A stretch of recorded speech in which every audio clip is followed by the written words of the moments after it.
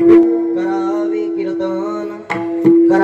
कीर्तन मुखी गावे हरीचे गुण मग काही नोहे बाधा काम दुर्जनाचे क्रोधा शांती खडगहती काळा सीते नागविती मग काही नोहे बाधा काम दुर्जनाची क्रोधा तुका म्हणे दाता सखा ऐसा अनंता सारिखा मग काही नोहे बाधा काम दुर्जनाची क्रोधा विठ्ठल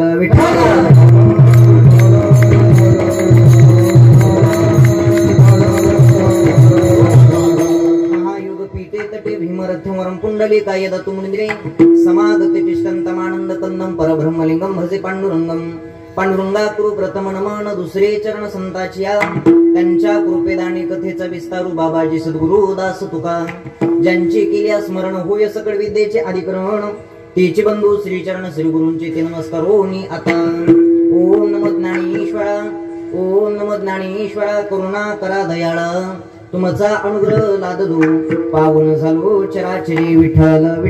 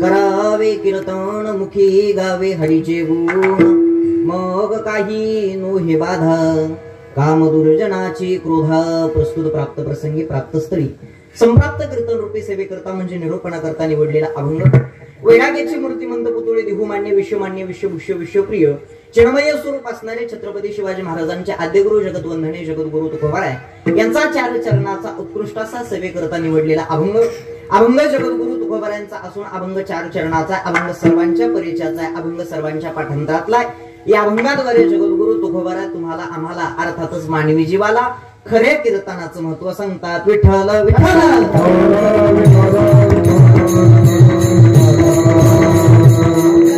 करण्याअगोदर काही थोडासा अल्पसा परिहार देणं अत्यंत गरजेचं आहे अखिल कोट ब्रह्मांड नायक जगताधार मिनी प्राण संजीवन नेण्यांचे राजे साधकांचे मायबाप योग्यांची मौली अनाथाची माय कबील चक्रवर्ती विश्वमौली ज्ञानोबारायांच्या कृपाशीर्वादानं जगतवंदने जगद्गुरु तुकोबारायांच्या कृपाशीर्वादानं अधिकरून सकल साधू संतांच्या कृपाशीर्वादानं भगवंताच्या कृपाशीर्वादानं सालाबादाप्रमाणे चालत असलेला या दत्त जयंतीच्या पर्व काळावरती भव्य दिव्य अशा प्रकारचा अखंड हरिनाम सप्ताह आणि या सप्ताहातली आजची पवित्र अशी 5व्या दिवसाची कीर्तनाची सेवा माझ्यासारख्या बालकाकडे माझ्यासारख्या पामराकडे माझ्यासारख्या अज्ञानाकडे आलेले आहे त्यामध्ये मी माझं परमभाग्य समजतो अतिशय सुंदर अशा प्रकारचं गोड अशा प्रकारचं दृष्ट लागावं एवढं सुंदर सर्व गावकऱ्यांना सर्व ग्रामस्थ मंडळांनी हे केलेलं कार्यक्रमाचं निवेदन आहे कार्यक्रमाचे मार्गदर्शक आदरणीय वंदने परमपूज्य मला वारंवार ज्यांचं मला मार्गदर्शन असतं महाराष्ट्रातील सुप्रसिद्ध कीर्तनकार ज्यांचे संस्थेतील सर्व हे विद्यार्थी मंडळी आहेत अशा असणारे आमचे आदरणीय वंदने प्रल्हाद महाराजांच्या मार्गदर्शनाखाली चालत असलेला हा भव्य दिव्य अशा प्रकारचा हा कार्यक्रम आहे तो तुम्हा सर्वांच्या निवेदनामधून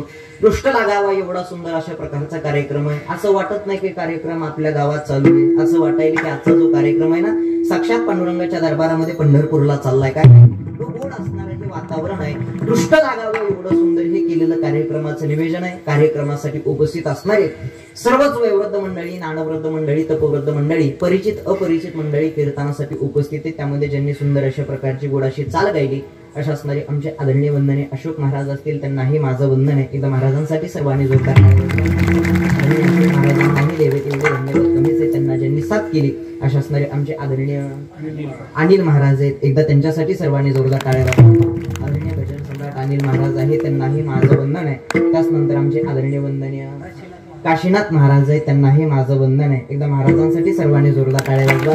ज्यांनी सुंदर अशा प्रकारची गोड अशा प्रकारची पंचपदी गायली भजन सम्राट आदरणीय काशीनाथ महाराज आहेत, त्यांनाही माझं वंदन आहे. सर्वच गावातील आदरणीय महाराज असतील, तुम्हालाही माझं वंदन आहे. पक्वादाची साथ करण्यासाठी जे उपस्थित आहेत आमचे आदरणीय आदिनाथ महाराज, एकदा आदिनाथ महाराजांसाठी सर्वांनी जोरदार टाळ्या वाजवा. आदिनाथ महाराजांनाही माझं वंदन आहे. त्याचनंतर ज्यांच्यामुळे अवघा महाराष्ट्र मी बघितला, ज्यांच्यामुळे अवघा महाराष्ट्र मला ओळखतो, नात्यानं जे माझे मामा लागतात, मृदुंग सम्राट अंकुजी महाराज काळे असतील, त्यांनाही माझं वंदन आहे. ते सुद्धा कीर्तनासाठी उपस्थित आहे. आदरणीय हार्मोनियम वाजवण्यासाठी बाबा आहेत, बाबांनाही माझं वंदन आहे. महाराजांचं नाव बारवकर साहेब आहेत वा, त्यांनाही माझं वंदन आहे. पुढे असणारे आमचे विनेकरी महाराज आहेत, त्यांनाही द्यावे तेवढे धन्यवाद कमीच आहे. आदरणीय चोपदार आहे, त्यांनाही माझं वंदन आहे. आदरणीय महाराज आहेत निलजगावचे आदरणीय महाराज आहे, त्यांनाही माझं वंदन आहे. महाराजांच्या संस्थेतील सर्वच विद्यार्थी मंडळी म्हणजे माझे गुरुबंधू मंडळी कीर्तनासाठी उपस्थित आहात, तरी सुद्धा तुम्हाला सर्वांना द्यावे तेवढे धन्यवाद कमीच आहे. माझ्यापेक्षा वयानं ज्ञानानं अनुभवानं सर्वात ज्येष्ठ श्रेष्ठ असणारी मंडळी कीर्तनासाठी उपस्थित आहे, ज्यांच्या कॉन्टॅक्ट मधूनही माझ्याकडे कीर्तनाची सेवा आली. माझ्यावरती नितांत प्रेम करणारे आमचे आदरणीय विकास दादा असतील, आदरणीय आमचे मामा असतील, सर्वच गावकऱ्यांकडून ग्रामस्थ मंडळीकडून ही माझ्याकडे आलेली कीर्तनाची सेवा, तरी सुद्धा तुम्हाला सर्वांनाच धन्यवाद देऊन सेवेला सुरुवात. विठ्ठल विठ्ठल.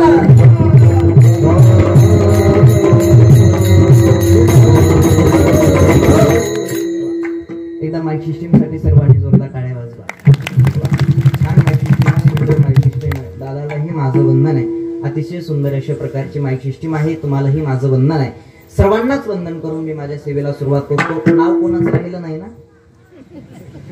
जरी राहिलं असेल तर राग येऊन देऊ नका बरं, कारण तुमचे नाव घ्यायला मी काही तुमची बायको नाही, तरी सुद्धा तुमचं सगळ्यांचं नाव एका उखाण्यामध्ये घेतो. फक्त उखाणा कसा घेतो लक्ष देऊ नाही का? आता सध्याच्या काळामध्ये उखाण्याच्या लय पद्धती निघल्यात महाराज. एखाद्या नवरीचं नवीन लग्न व्हावं आणि नवीन लग्न झाल्याच्या नंतर तिला उखाणा घ्यायला लावावं. एवढा सुंदर उखाणा घेते, एवढा सुंदर उखाणा घेते. उखाणा आहे का? हा, येत होते जात होते खिडकी वाटे पाहत होते, खिडकीला 3 तारा पानं खाते करा करा केलेला घुरबारा ते कोणाला व्यापारी व्यापारी सुपारी सुपारी नेते, वाण्याला हन्न नेते, पाण्याला पाण्यात ते वाड्यात तक्ते वाड्यात वाडी 7 वाडे वाड्यात पलंग पलग गादी गादू ऋषी उशीर बशी बशीत कप कपात घडी घडेळीत वाजला एक मी नानोबा तुकोबरांची लेख. अर्ध्यात निम्म्या संसार आला की मग नाव घ्यायला लावायचं. मग कशी नाव घेणार माहितीये का? बटन तुटलं बटव्याचं नाव आहे का? हा, बटन तुटलं बटव्याचं आणि काणू घेत्या सटव्याचं. बघा कितीच नावाच्या पद्धतीने निघाल्या महाराज. नाव कसं घेतो लक्ष दे नाही का? हा, पांडुरंगाच्या चरणी फुलं वातो वाकून. ऐका बरं, पांडुरंगाच्या चरणी फुलं वातो वाकून आणि तुम्हा सर्वांचं नाव घेतो ज्ञानोबा तुकोबारांचा मान राखून. विठ्ठल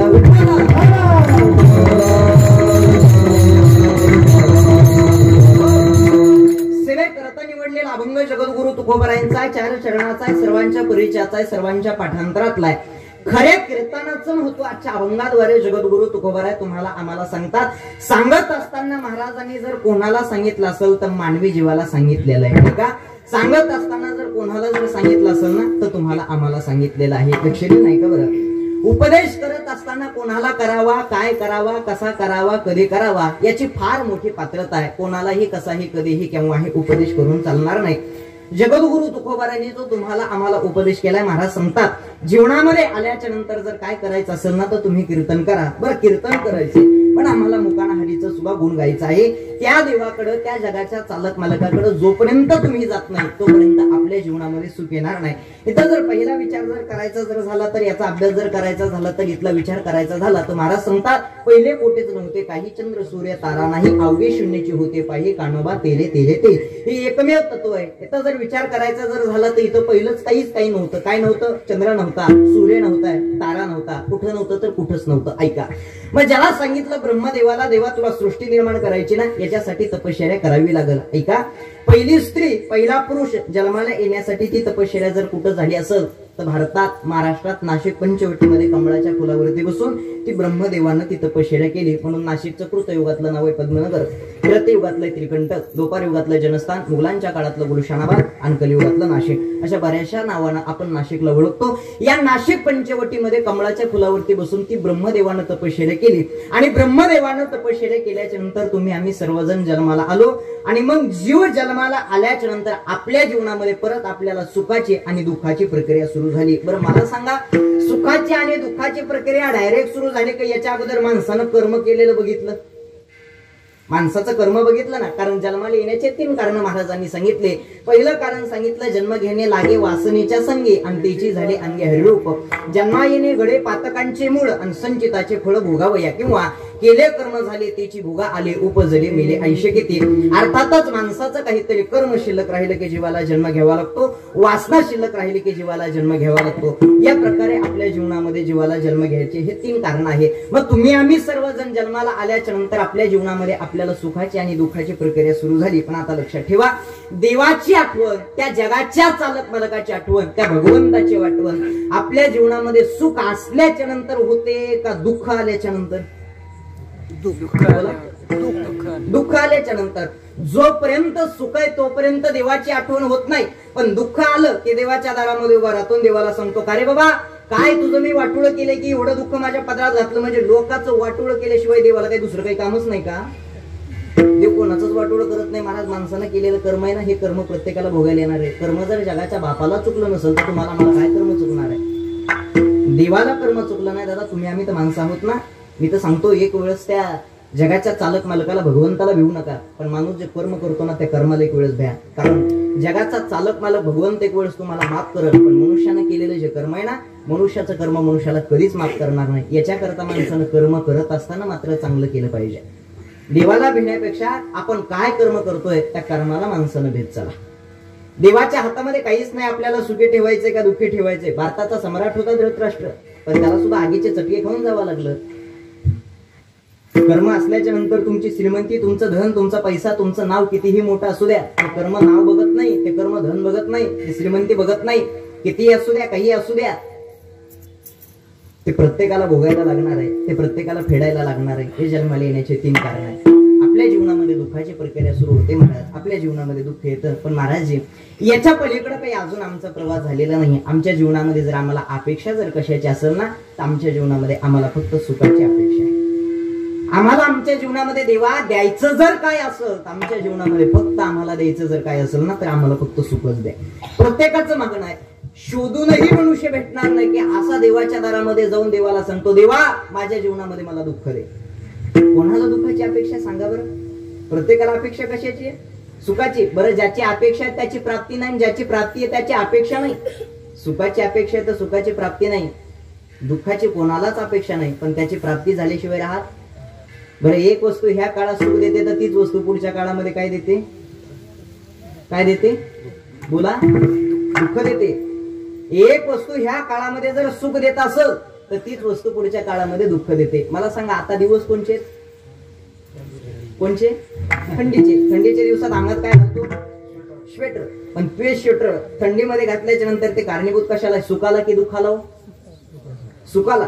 पण ते स्वेटर उन्हाळ्यामध्ये मे महिन्यामध्ये घालायचं म्हणल्याच्या नंतर काय भेटल? दुःख भेटल ना. बरोबर आहे का नाही? वस्तू एकच आहे. मला सांगा, वस्तू बदलली का काळ बदलला? बोला. काळ बदलला ना. आता सध्याच्या काळामध्ये रूम हिटरची गरज आहे, पण उन्हाळ्याच्या काळामध्ये रूम एसीची गरज आहे. मला सांगा, वस्तू बदलते का काळ बदलतो? काळच बदलतो ना. वस्तू एकच असते, फक्त काळानुसार वस्तूचा काय होतो? बदल होतो. फक्त काळानुसार वस्तूचा काय होत असतो? बदल होतो. लक्ष देऊ नाही का? ऐका दादा, ऐका. विठ्ठल विठ्ठल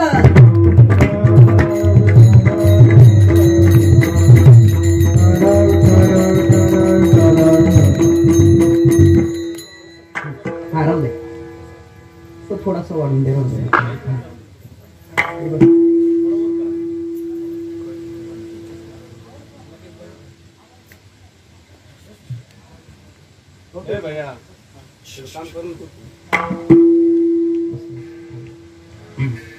इकडे लक्ष द्या. वस्तू एकच असते, फक्त वस्तूचा काळानुसार जर काय होत असेल ना तर बदल होतो. लक्ष देऊ नाही का? वस्तूचा बदल होतो. कशानुसार? बोला. काळानुसार वस्तूचा बदल होतो. आता एखाद्याला गोड पदार्थ आहे तो आवडतो, गोड पदार्थ आहे तो आवडतो, पण तोच पदार्थ जर रोज रोज रोज रोज रोज रोज पात्रात वाढला तर माणसाला काय होते? हा उलटी. बरं तिला उलटी का म्हणतात बरं बाबा सांगू का? का तर तिला उलटीच म्हणतात. असंही कधी महाराज? उलटी या शब्दाचा अर्थ काय लक्ष देऊ नाही का?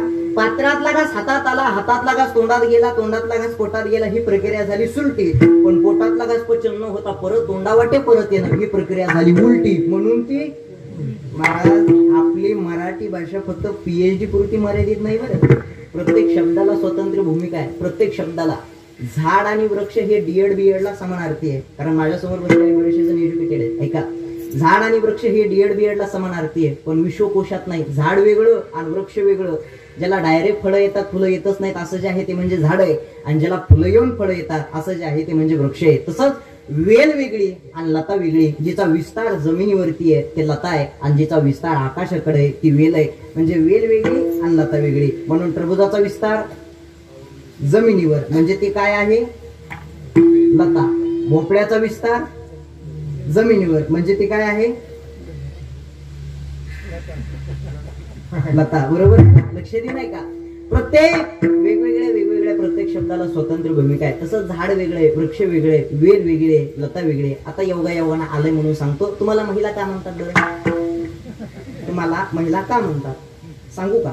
यांना पुरुष म्हणतात म्हणून तुम्हाला महिला म्हणतात. असं का महाराज? ते असं नाही महाराज. महिला या शब्दाचा अर्थच असा आहे, मै अधिक ला इज इक्वल टू महिला. मै म्हणजे पृथ्वी, ला म्हणजे सरस्वती. तुम्ही आम्ही सर्वजण जन्माला आल्याच्या नंतर ज्या माऊलीनं मुळात अगोदर ज्या माऊलीनं ज्ञान तुम्हाला आम्हाला दिलं त्या माऊलीचं नाव म्हणजे महिला आहे. ते ज्ञान बऱ्याच जणांना कमी पडलं म्हणून काही जणांनी लग्न झाल्याच्या नंतर घेतलं. ज्यांचं झालंय त्यांना विचारा, जे पिपळा खाली म्हणजे त्यांना काहीच कळणार नाही बघा. हा पण ऐका, सांगण्याचं तात्पर्य एवढंच आहे, ज्ञान कोणाकडूनही घ्या, फक्त घेण्याला महत्व आहे. बरोबर आहे का नाही? ज्ञान घेत असताना कोणाकडूनही घेतलं पाहिजे, फक्त घेण्याला महत्व आहे. इकडे लक्ष द्या. आमच्या जीवनामध्ये जे दुःख येतंय, दुःख किती प्रकारचं आहे? दुःख 4 प्रकारचं आहे. कोणचं? जन्माचं दुःख आहे, मरणाचं दुःख आहे, आजाराचं दुःख आहे आणि वृद्ध काळाचं दुःख आहे. 2 दुःख टाळता येतात आणि 2 दुःख टाळता येत नाहीत. जन्माचं दुःख टाळता येतं का? नाही. मरणाचं दुःख टाळतंय का? नाही. पण जो निरोगी आयुष्य जगतो त्याला आजाराचं दुःख नाही, आणि जो तरुण काळात जगतो त्याला वृद्ध काळाचं दुःख नाही. 2 दुःख टाळता येतात आणि 2 दुःख टाळता येत नाहीत महाराज. बरं, आमच्या जीवनामध्ये दुःख येतंय. दुःख येण्याचं कारण काय? मुळातच आपल्याकडे काय असेल ना तर आपल्याकडे अज्ञान आहे. अज्ञान किती प्रकारचं आहे? देहाचं, आत्मस्वरूपाचं, होता कशाचं, असं 3 प्रकारचं जीवनामध्ये आपल्या अज्ञान आहे. याच्याकरता आपल्या जीवनामध्ये दुःख आहे. मग मला सांगा, आमच्या जीवनामधलं जर अज्ञान बाजूला जर काढायचं असेल तर याच्याकरता संगत कोणाची करावी लागेल? याच्याकरता आपल्या जीवनामध्ये संगत मात्र आपल्याला साधू संतांची करावी लागेल. कारण अज्ञाना लावावे सण मार्गाचे.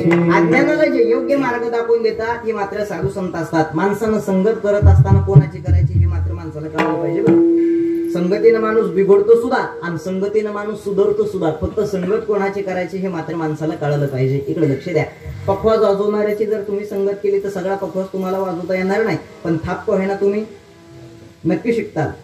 हार्मोनियम वाजवणाऱ्याची जर संगत केली महाराजांची तर सगळे हार्मोनियम तुम्हाला वाजवता येणार नाही, पण सारे गम पदनिसा तर नक्की तुम्हाला कळलं.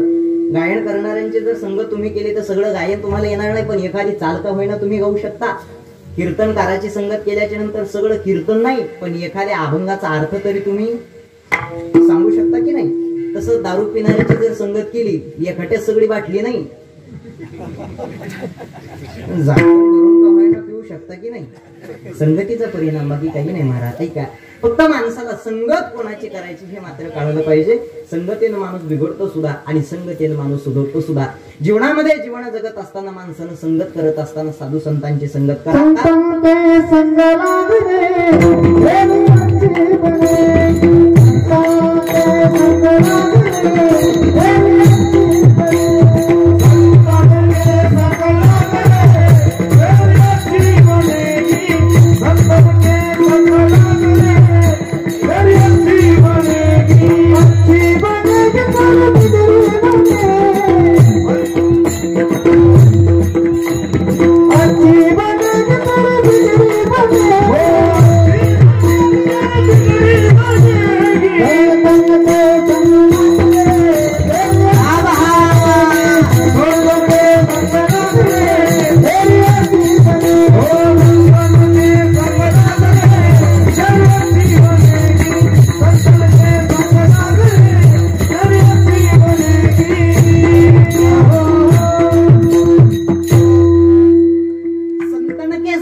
लागले तरी अच्छी बनेगे. संगत करत असताना माणसानं चांगल्या माणसाची केली पाहिजे. मला सांगा, डायरेक्ट देवाकडे जर जायचं असेल तर डायरेक्ट देवाकडे जाता येणार नाही तुम्हाला. याच्या अगोदर मध्यस्थी कोणाला तरी गाठावं लागल.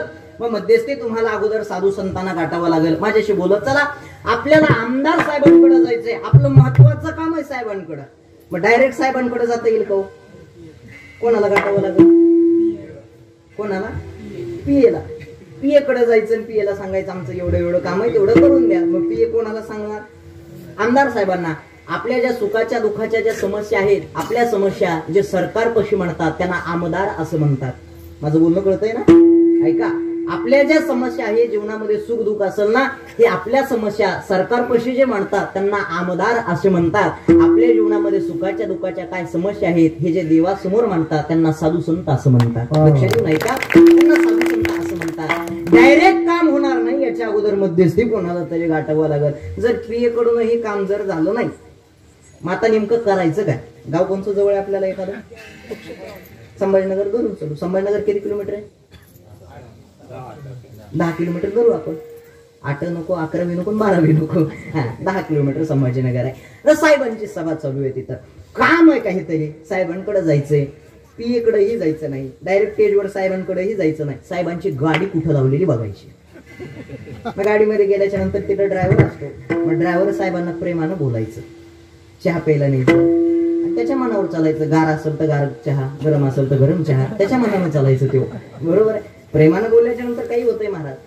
ऐका, जगाच्या प्रेमानं बोलल्याच्या नंतर जग आपल्या जवळ येते, यात काहीच नवल नाही. प्रेमानं बोलल्याच्या नंतर जगाचा चालक मालक भगवंत सुद्धा आपलासा करता येतो, याच्यात फार मोठं नवल आहे. फक्त माणसानं बोलत असताना प्रेमानं बोललं पाहिजे. काही जण प्रेमानं बोलतच नाहीत महाराज. असंच एका गावाला कीर्तनाला गेलो मामा, कीर्तन झालं जेवायला बसलो. माझ्या शेजारी एक जण जेवायला बसला. एक जण चपाती वाढायला आला. शेजारी बसल्याला कसा करतो? वाढ वाढ. महाराजाला भेटत नसते वाढ. म्हणजे माझ्या घरी मी का गाजरे गोत खातो का? काही मिळच लागत नाही. माणसानं बोलत असताना प्रेमानं बोललं पाहिजे महाराज. तिकडे लक्ष द्या. प्रेमानं बोलल्याच्या नंतर काही अडचण असू द्या, कुठलीही अडचण असू द्या, नक्की तुमचं काम होईल. 100% काम तुमचं होईल. ऐका, साहेबांकडे जायचंय, साहेबांशी बोलायचं, याच्याकरता मध्यस्थी ड्रायव्हरला किंवा पीएला गाठावं लागतं ना, तसं देवाकडे जायचंय, त्या जगाच्या चालक मालकाकडे जायचंय, त्या भगवंताकडे जायचंय ना. याच्या अगोदर मध्यस्थी जर तुम्हाला कोणाला जर गाठावं लागत असेल ना, मध्यस्थी साधू संतांकडे जावं लागेल. पण सहसा साधू संतांची भेट, सहसा साधू संतांची कृपा ही कोणावरती होत नाही, कारण बहु अवघड आहे संत भेटी. पण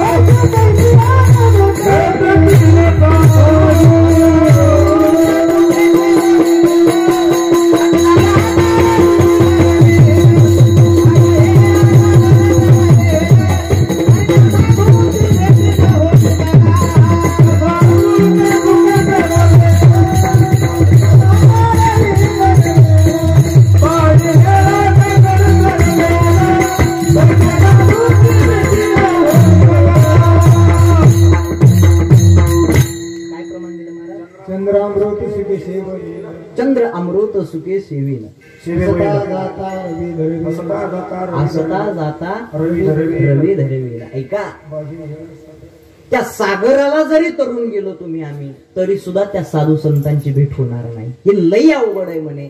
हे कोणाच्याही नशिबामध्ये नाही. पण एखाद्याच्या जीवनामध्ये जर साधू संतांची जर भेट झाली, एखाद्याच्या जीवनामध्ये जर साधू संतांची कृपा झाली, तर मग महाराज सांगतात, संत कृपा झाली इमारत फळा आले, ज्ञान देवे रचिला पाया, आणि उभारले देवालया.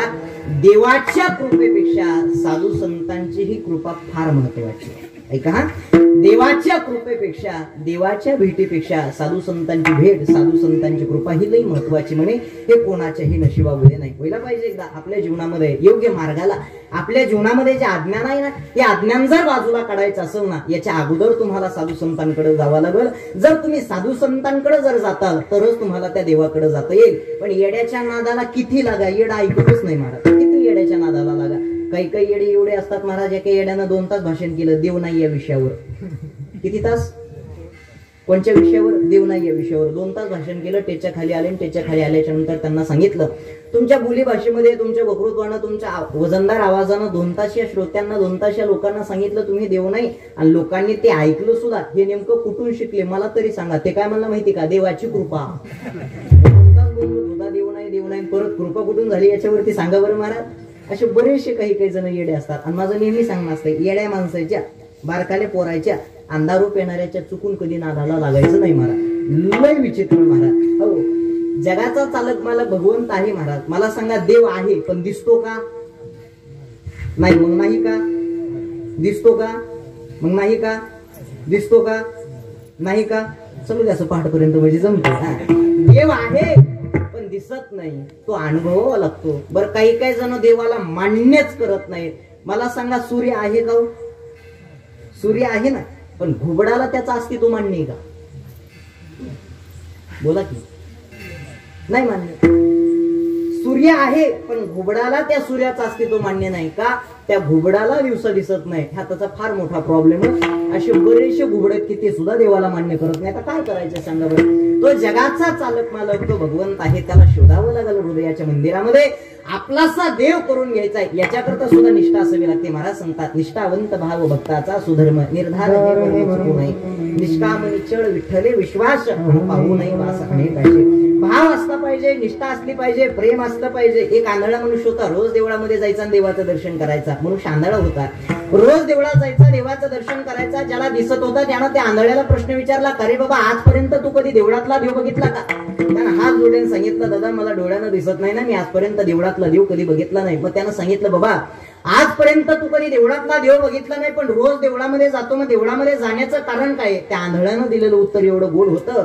तो आंधळा मनुष्य काय म्हणला, दादा मी देवाला बघावं याच्याकरता मी देवळात कधीच जात नाही. उत्तर लक्ष देऊ नाही का? मी देवाला बघावं याच्याकरता मी देवळात कधीच जात नाही. देवानं मला बघावं याच्याकरता मी देवळात जातो. अशी जर असा जर भाव, अशी जर निष्ठा असेल, असं जर प्रेम असेल ना, तर तो जगाचा चालक मालक भगवंत आपलासा झाला म्हणून समजावं. आणि आनंद येतय महाराज. इथल्यासारखा आनंद, इथल्यासारखी मजा दुसरीकडे कुठंच नाही. आनंद फक्त घेता आला पाहिजे. सोबत थोडस समोर यावं. वा, बाबासाठी टाळ्या वाजवा. बाबा कीर्तनातच आनंद आहे का? मजा दुसरीकडे कुठं आहे का? इथंच आनंद आहे ना. हा, लक्ष देऊ नाही का? त्यांना सुद्धा माहित आहे खरा जर आनंद कुठं असेल. थोडं वय झालंय बाबांचं, पण तरी सुद्धा अजून ठणठणीत आहे. एवढी खरी परमार्थाची ताकद आहे. ही परमार्थाची ताकद बाबाकडे बघून आपल्याला बघायला भेटते बघा. आणि हे तरुणांनी आलं पाहिजे इकडं, संप्रदायाकडे वळलं पाहिजे. आजचं हे कीर्तन फक्त छोट्याल्या मुलांसाठी. मी तुम्हाला उपदेश करावा, मी तुम्हाला कीर्तन सांगावं तेवढा पात्रतेचं मी सुद्धा नाहीये. कारण माझी एक जिद्द आहे, हंगामा खड़ा करना मेरा मकसद नहीं है, सूरत बदलनी चाहिए. ऐका हा, हंगामा खड़ा करना मेरा मकसद नहीं है, सूरत बदलनी चाहिए. मेरे दिल से ना सही लेकिन तुम्हारे दिल से सूरत की गंगा निकलनी चाहिए. परमार्थ करायचा ना, चांगला करावा, आनंदानं करावा आणि मन निर्मळ ठेवून करावा. खरं सांगा, घरात आनंद आहे का मंडपात आनंद आहे? बोला. मंडपात आनंद आहे. संसार करण्यात आनंद आहे का कीर्तन करण्यात आनंद आहे? कोण म्हणतो संसार? संसार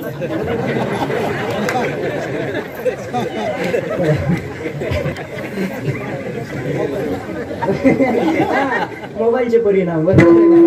त्याच्यामुळे ह्या बारकाल्या पोराचे मी कधी नादाला लागत नाही महाराज. महाराज हो, त्या मोबाईलच्या राड्यात एवढे येडे झाले महाराज. एक मोबाईल घेऊन बाथरूम मध्ये गेला, बाथरूम मध्ये मोबाईल घेऊन 2 तास ते बाथरूमच्या बाहेर आलो नाही. मोबाईल घेऊन 2 तास बाथरूम मध्ये गेलो. बरं आलं तर आलं तास वाकून आलो. त्याच्या बायकोनं 4 डॉक्टर बोलवले. नेमकं याला झालंय. पहिल्यानं सगळी टेस्ट केली, पहिल्याला काहीच मिळ लागला नाही. दुसऱ्यानं टेस्ट केली, दुसऱ्याला काही मिळ लागला नाही. तिसरा जरा हुशार होता, तिसऱ्या नीट निरीक्षण केलं. तिसरा म्हणला याला काहीच झालं नाही, त्या मोबाईलच्या राड्यामुळे पॅन्टीची गुंडी शर्टाला लागली म्हणून वाकलाय. विषय हा चाललाय, मुद्दा हा चाललाय. सांगायचं तात्पर्य, आनंद जर कुठं असेल ना जिथं आनंद आहे. बरं आनंद घेताना आनंद पचला बी पाहिजे. आनंद पचाय काय लागते माहितीये का? ताकद लागते. ताकदीशिवाय आनंद पचत नाही. उदाहरण सांगतो, आमच्या गावात एक 80 वर्षाच्या आजीला 10 लाखाची लॉटरी लागली. बँकेचे मॅनेजर म्हणले डायरेक्ट आजीला सांगताना आजी मरत्यान का तू लॉटरी 10 लाखाची आजी 80 वर्षाच्या आहेत, काळजी करू नका म्हणजे गावच्या कोतवालकडे गेले. गावचा कोतवाल हुशार, गावचा कोतवाल आजीकडे गेला आणि आजीला सांगितलं आजी जर तुम्हाला 10 लाखाची लॉटरी लागली तर तुम्ही काय करता? आजी म्हणले लागूच शकत नाही.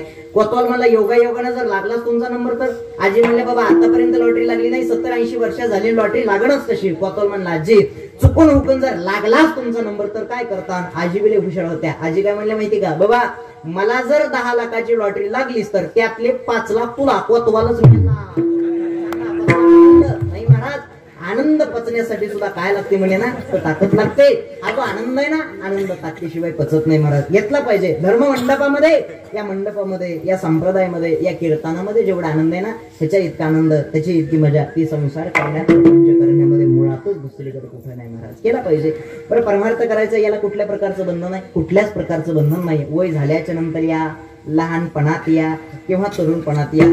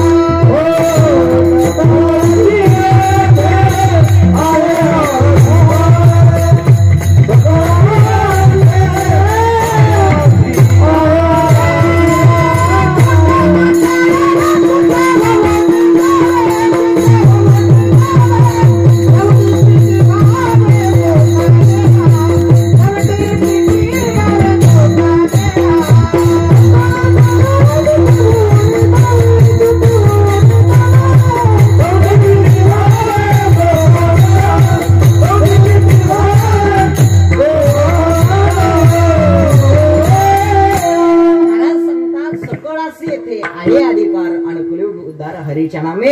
वय झाल्याच्या नंतर या, लहानपणात या किंवा तरुणपणात या, पण या आणि परमार्थ करा. आता या वयात मी कीर्तन करतो, या वयात मी धोतर घालतो. मला सुद्धा बरेचसे जण म्हणतात महाराज या वयात, आता मी दिसायला बारीक आहे ना, मी दिसायला बारीक असल्यामुळे मला महाराज सुद्धा कुणी म्हणत नाही. महाराज म्हणलं की दाढी गाडी बॉडी असली पाहिजे, त्याच्याशिवाय वजनच पडत नाही. काय काय काय माणसं वजनदार असतात, लबाड बोलत नाही. आमच्या गावात एक 1.5 क्विंटलची बाई आहे. खोटं वाटत असेल तर येऊन बघा. आणि तिच्या घरामध्ये चोर घुसले. कशाला मराय जावं का तिच्या घरात चोरायला सांगा बरं. घरात चोर घुसले, बाईला जाग आली. बाईला जाग आली की एक चोर ह्या हातात धरला, एक चोर ह्या हातात धरला, खाली पाडले आणि अंगावर बसली. अंगावर बसून स्वतःच्या पोराला काय म्हणली माहिती का? पप्या जाय पटकन म्हणे पोलिसाला बोलून. आणि पप्या बाहेर गेला आणि परत मध्ये आला. मध्ये आल्याच्या नंतर म्हणला मम्मी माझी चप्पलच सापडा नाही. चोर म्हणला माझी घालून जाय पण पोलिसाला बोलून आला. असे वजनदार माणसं असतात. आपल्याकडे बघितलं दाढी नाही गाडी नाही बॉडी नाही, त्याच्यामुळे आपलं वजनच पडत नाही महाराज. आयुष्याचा आनंद घेतला पाहिजे महाराज. एक लक्षात ठेवा, उद्याचा सूर्य उद्याचा दिवस आपल्यासाठी उघडतो नाही सांगू शकत नाही. आनंदानं राहिलं पाहिजे. काही काही हसत नाहीत बोलत नाहीत, काय नुसत्याशी बघू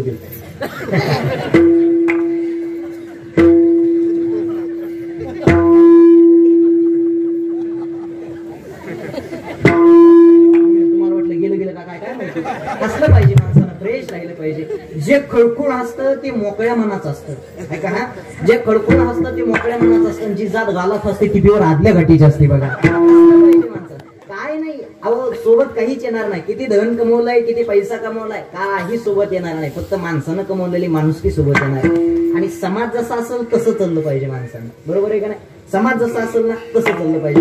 मी तर जसा समाज मी तसं करत असतो. आपल्याला काय करायचे सांगा बरं. हा, माझं कीर्तन भाजपवाल्यान ठेवूया, मी अभंगच घेणार. वचन ऐका कमळापती. कमळ बोलायचं काय करायचे सांगा बरं. बरोबर आहे का? माझं कीर्तन राष्ट्रवादीवाल्यांना ठेवू द्या, मी अभंगच घेणार. घडी घडी काळ वाट याची पाही. माझं कीर्तन काँग्रेसवाल्यांना ठेवू दे, मी अभंगच घेणार. उभारेला हात जगी जाणविली मात. बरोबर आहे का नाही? समाज जसा असेल तसं.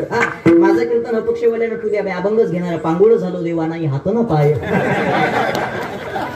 बरोबर आहे का नाही? माझं कीर्तन शिवसेनेवाल्यांना ठेवू दे, मी अभंगच घेणार. तीक्ष्ण उत्तरे हाती घेऊन बाण फिरे. बाण कोणाच्या का बापाचा सणा. समाज जसा असं तसं. आणि एक वाक्य लक्षात ठेवा, तुम्ही चांगलं वागा वाईट वागा, 40% लोक तुमच्या विरोधात आहे. चांगलं वागा वाईट वागा, 40% लोक तुमच्या विरोधात, 40% समाज आहे. याच्याकरता आपल्या मनानं आपला आनंद कशात आहे हे माणसानं घेतलं पाहिजे. कारण आयुष्याला वन्स मोर नाही. वाक्य लक्षात ठेवा, आयुष्याला वन्स मोर नाही. जेवढं आयुष्य भेटलंय तेवढं आनंदानं राहता आलं पाहिजे.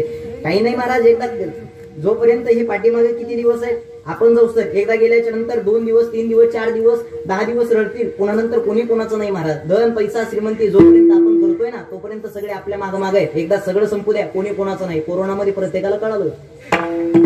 अहो एखाद्याला कोरोना झाल्याच्या नंतर स्वतःची बायको भाकर वाढायला जवळ येत नव्हती महाराज, अशी लांबून टाकायची. भाजी वाढायला चमचा नव्हता, एवढा मोठा चमचा होता तो, त्याला दांडा बांधलेला.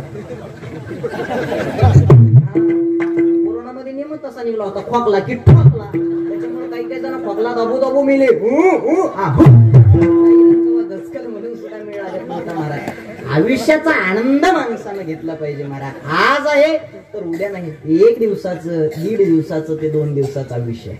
ऐका, आपल्या हातामध्ये जाणंही नाही आणि आपल्या हातामध्ये येणंही नाही. फक्त जेवढं आयुष्य भेटलंय ना ते मात्र माणसानं कसं जगायचंय एवढंच आपल्या हातामध्ये. एवढं मात्र माणसानं चांगलं जगलं पाहिजे. अरे कशाला कोणाचा राग द्वेष मग मत्सर हे डोक्यातून काढून टाका. काम क्रोध लोभ मग मत्सर अहंकार या जीवनामधून सगळ्या बाधा काढून टाका. तुम्ही कधी वारीला गेलात का? वारीला जाण्याची फार मजा असते महाराज. पण वारीला जात असताना कधी नीट जाणार नाहीत वारीला, कधीच नाही. भगवंत प्रत्येकाला वाटतं देव माझा व्हावा देव माझा व्हावा, पण कधीच निष्ठा ठेवून सुद्धा वारीत कधी चालणार नाही. गण उघडाय बसले तिथं चौकशी सुरू करणार. सोबत असतात 4-5 जण. मग तिथं गण उघडायला बसल्याच्या नंतर लगेच विकास पाटील काय करावं, भावकीनं उघडून पेलं. गण उघडून पेलं, भावकीनं उघडून पेलं. माझ्या गळ्या पुस्तोर आलतं, गळ्या पुस्तोर. शेंडून पाणी गेलं, पार शेंडून पाणी गेलं. काहीच बोललो नाही. जाऊ द्या, शेवटी भावकीच. ह्या कानानं ऐकायचं आणि ह्या कानानं सोडून द्यायचं. आता काय करावं, त्यांच्यासोबत भांडण खेळावं. आपल्या दंडात बळ नाही, आपल्या मणगटात ताकद नाही. काय करता, शेवटी भावकीच आहे. भावकीनं पाठीवर हाणावं पण पोटावर नाही, पाठीवर हाणावं पण पोटावर नाही. पण जाऊ द्या, जे नशिबात आहे ते कुणीच नेत नाही.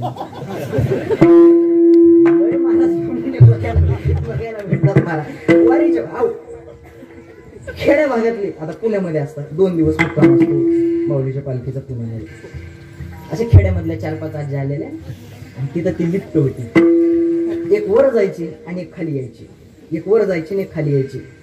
काही म्हातारे माणसं खालून वर जायचे, काही तरुण वरून खाली यायचे.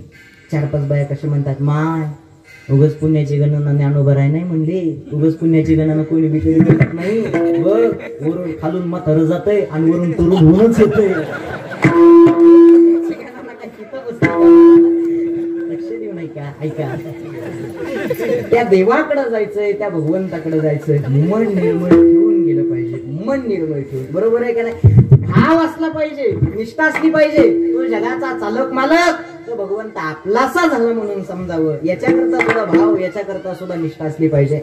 आता मला सांगा, परमार्थ करायचा याला कुठल्या प्रकारचं बंधन नाहीये, वेळ नाही. तरुणपणामध्ये नाचावं, माणसानं कीर्तनामध्ये नाचावं. नाचू कीर्तनाचे रंगे आणि ज्ञान दीप लावू. ऐका, निवडणुकीचं नाचणं हे तिरस्काराचं आहे. लग्नामध्ये जे नाचतात ते नवरदेवावर लईच प्रेम आहे म्हणून नाचतात, ताट टाकलेली जिरत नाही म्हणून. हो, कशामुळं? टाकलेली जिरत नाही म्हणून नाचतात ना. ऐका, निवडणुकीचं नाचणं हे तिरस्काराचं आहे. लग्नातलं नाचणं हे मस्तीचं आहे आणि कीर्तनातलं नाचणं हे भक्तीचं आहे. याच्याकरता नाचणं असावं, इथं असावं. आनंद घ्यायचा माणसानं इथं घेतला पाहिजे.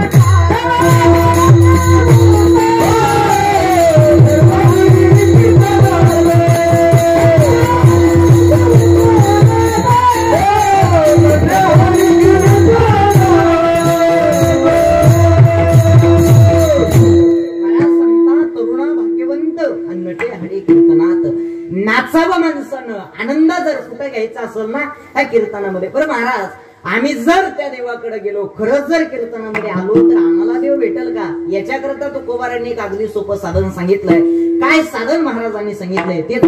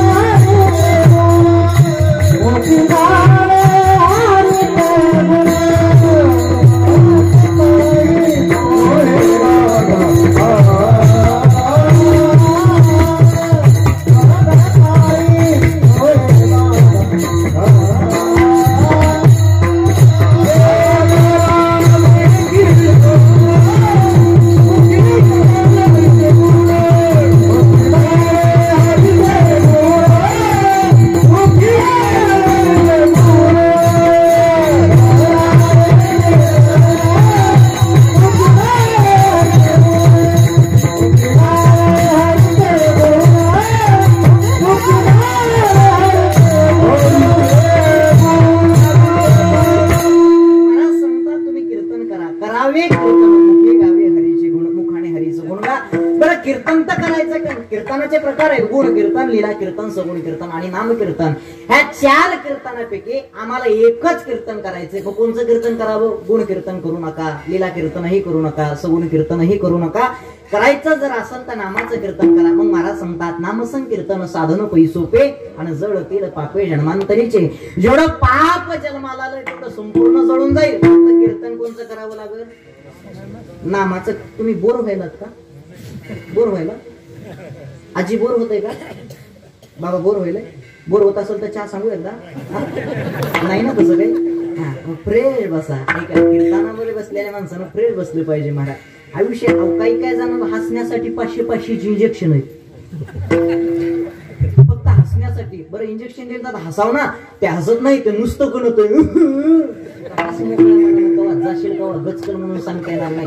फ्रेश राहू माणसानं, आयुष्यात आनंद. एक ऐका, कीर्तनकारासोबत गाणारे तसे असले पाहिजे, वाजवणारे तसे असले पाहिजे आणि ऐकणारे सुद्धा तसेच असले पाहिजे, श्रोते सुद्धा तसेच असले पाहिजे. ते सगळे चांगले आहेत. आणि ऐकणारे जर चांगले नसतील तर काही उपयोग होईल का? ऐकणारे चांगले आहेत पण हे जर चांगले नसतील तर काही उपयोग होईल का? सगळे चांगले असले पाहिजे. आणि इथं जर बघितले तर सगळे एक नंबर आहेत. गाणारे, वाजवणारे, बोला का सगळंच मी कुठं घ्यायचंय, जरा बोलत चला. गाणारे एक नंबर, वाजवणारे एक नंबर, ऐकणारे मग सगळेच एक नंबर आहेत. मी 2 नंबर आहे का? सगळेच एक नंबर आहेत. गाणारे, वाजवणारे, ऐकणारे. काही काही गावाला कीर्तनाला गेला तर बाबा तिथं गाणारे नसतात आणि वाजवणारे नसतात. एकदा खाली मी विदर्भात कीर्तनाला गेलो, तिथं गाणारे वाजवणारे नाही, टाळ घेऊन मागं दोघंच उभा. मी म्हणलं मी पुढं म्हणतो, तुम्ही मागून उचला. काय म्हणलं मी पुढं म्हणतो, म्हणलं तुम्ही मागून उचला. ते दोघं उठले मलाच उचलायला लागले. आता काय करायचं? याच्याकरता गाणारे, वाजवणारे, ऐकणारे असले पाहिजे. इथं जर बघितलं तर सगळे एक नंबर आहे. महाराज सांगतात तुम्ही नामाचं कीर्तन करा. केल्याच्या नंतर होईल काय? जळतील पापे जन्मांतरीचे.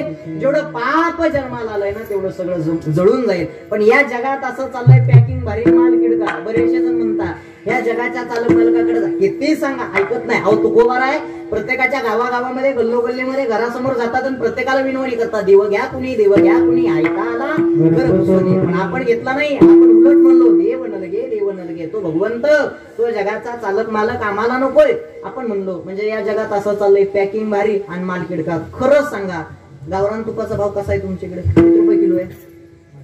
800. आमच्याकडे 1000 रुपये किलो आहे. 800 ना. आता ऐका, त्या तुपाला जर तयार करायचं म्हटल्याच्या नंतर किती कष्ट घ्यावा लागतात तो शेतकऱ्याला. अगोदर बाजारामध्ये जायचं, गावरान गाय किंवा गावरान म्हैस आणायची, घरी आणल्याच्या नंतर सकाळी उठायचं, चारायला घेऊन जायचं, दिवस मावळायच्या टायमाला घरी आणायचं, नित्यक्रम. घरी आणल्याच्या नंतर पाणी पाजायचं, चारा टाकायचा, रोजचा असा नित्यक्रम. गाय असो म्हैस असो ती वेली की धार काढायची, वासराला पाजायला सोडायचं, आणि ते जे दूध आहे ते काय करायचं बोला, तापवायचं. दूध तापवल्याच्या नंतर दुधावरती काय येते, मग त्या दुधावरची साई काय करायची, कोण म्हणलं खायची, काय करायची, काढायची. दुधावरची साई काढल्याच्या नंतर तिचं काय लावायचं, इरजंतच म्हणतात ना. ते इरजंत लावल्याच्या नंतर परत त्याच्यामध्ये भरपूर इरजंत झालं की ते काय करायचं, हुसाळायचं. ते हुसाळ्याच्या नंतर त्याच्यात 2 प्रकार, ताक आणि लोणी. ताक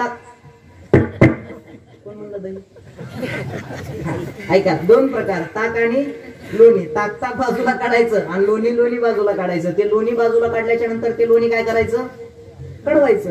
लोणी कडवल्याच्या नंतर त्याचं काय तयार होतं बोला, तूप.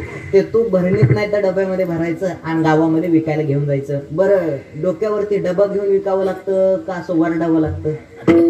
वरडावं लागतं. तूप घ्या, तूप, हे गावरान तूप, ताज तूप, असं वरडावं लागतं.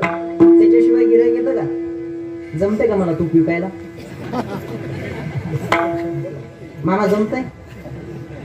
ते कशा करता शिकलो माहितीये का? यदा कदाचित जरी कीर्तन बंद झाली, काहीतरी करता यावं म्हणून. लबाड बोलत नाही, माझी शपथ. आम्ही खरं सांगतो, माम भाषण आम्ही लॉकडाऊन मध्ये पंक्चर काढली. खरं सांगतो मला, काही काम करायचं, फक्त पैसे कमवायचे. लॉकडाऊन मध्ये आम्ही दोघांनी पंक्चर काढली. गाडी पंक्चर लागली नाही की शेजारी गाडी लावलेली हसायची. मामा हळू जायचो आणि खिळा पुसून यायचो.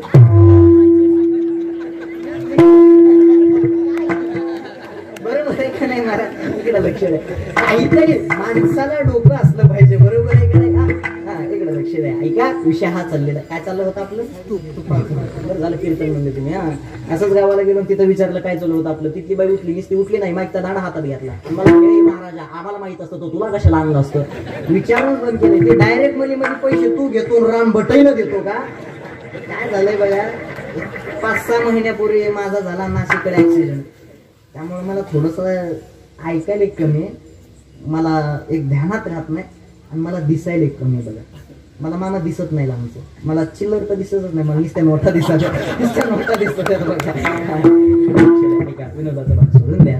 माझा मुद्दा हा चाललाय, माझा विषय हा चाललेला आहे. गावरान तूप विकण्यासाठी एवढे कष्ट घ्यावं लागतात, पण अजूनही एकही गिराईक येत नाही. 4-5च्या दरम्यान जर एखादं गिराईक आलं, कसं लावलं तूप, जास्त काय मागणी काय का, 800 रुपये किलो आहे. 800 रुपये किलो म्हणल्याच्या नंतर तो डायरेक्ट घेतो का भाव कमी जास्त करतो? कमी करेल, जास्त नाही करणार. 800 रुपयानं लय झालं, एक काम करा, 500 लावा. चांगलं तुप आहे, ताजं तुप आहे, गावरान तुप आहे. 500 नाही, तुम्ही काय करा, यायचं जर असेल तर 750 रुपयाने घेऊन टाका. द्यायचं जर असेल तर 700 दे बाबा. मला सांगा, त्या तुपावाल्याचा नफा आहे की तोटा आहे? तोटाच आहे ना. त्या तुपाला बनवण्यासाठी, त्या तुपाला तयार करण्यासाठी, त्या तुपाला विकण्यासाठी माणसाला एवढे कष्ट घ्यावे लागले, पण तरी सुद्धा त्याचा तोटाच आहे. एक वस्तू अशी आहे, ती गावासमोर विकायला येत नाही, ती दारासमोर विकायला येत नाही, शरीरासाठी हानिकारक आहे. गावाच्या बाहेर येड्या बाबळीतीचे दुकान आहे, एका गिलासानं 10-10 जण पितात, पण तिथं 1 रुपया सुद्धा कमी जास्त करत नाही. मला सांगा, दारू ही शरीरासाठी हानिकारक आहे का चांगली? बोला, हानिकारक आहे, पण तरी सुद्धा पितात. तिथं भाव कमी जास्त करतात का? नाही. तूप ही शरीरासाठी चांगलं आहे, पण तरी सुद्धा तिथं मात्र भाव कमी जास्त करतात. दारू पिणारे फार हुशार असतात दादा, फक्त पितात म्हणून वायाला जातात, बाकी काही नाही. नाही तर दारू पिणारी इतकी हुशार दुसरं कुणीच नाही महाराज. एक जण एवढा दारू प्यायचा, एक दिवशी रात्रीच्या वेळी तो फुल पिऊन आला, बायकोनं दारातून लावून घेतलं. हा दार वाजवत होता, दार उघड म्हणला. बायको म्हणली उघडीच नसते. तो म्हणला का?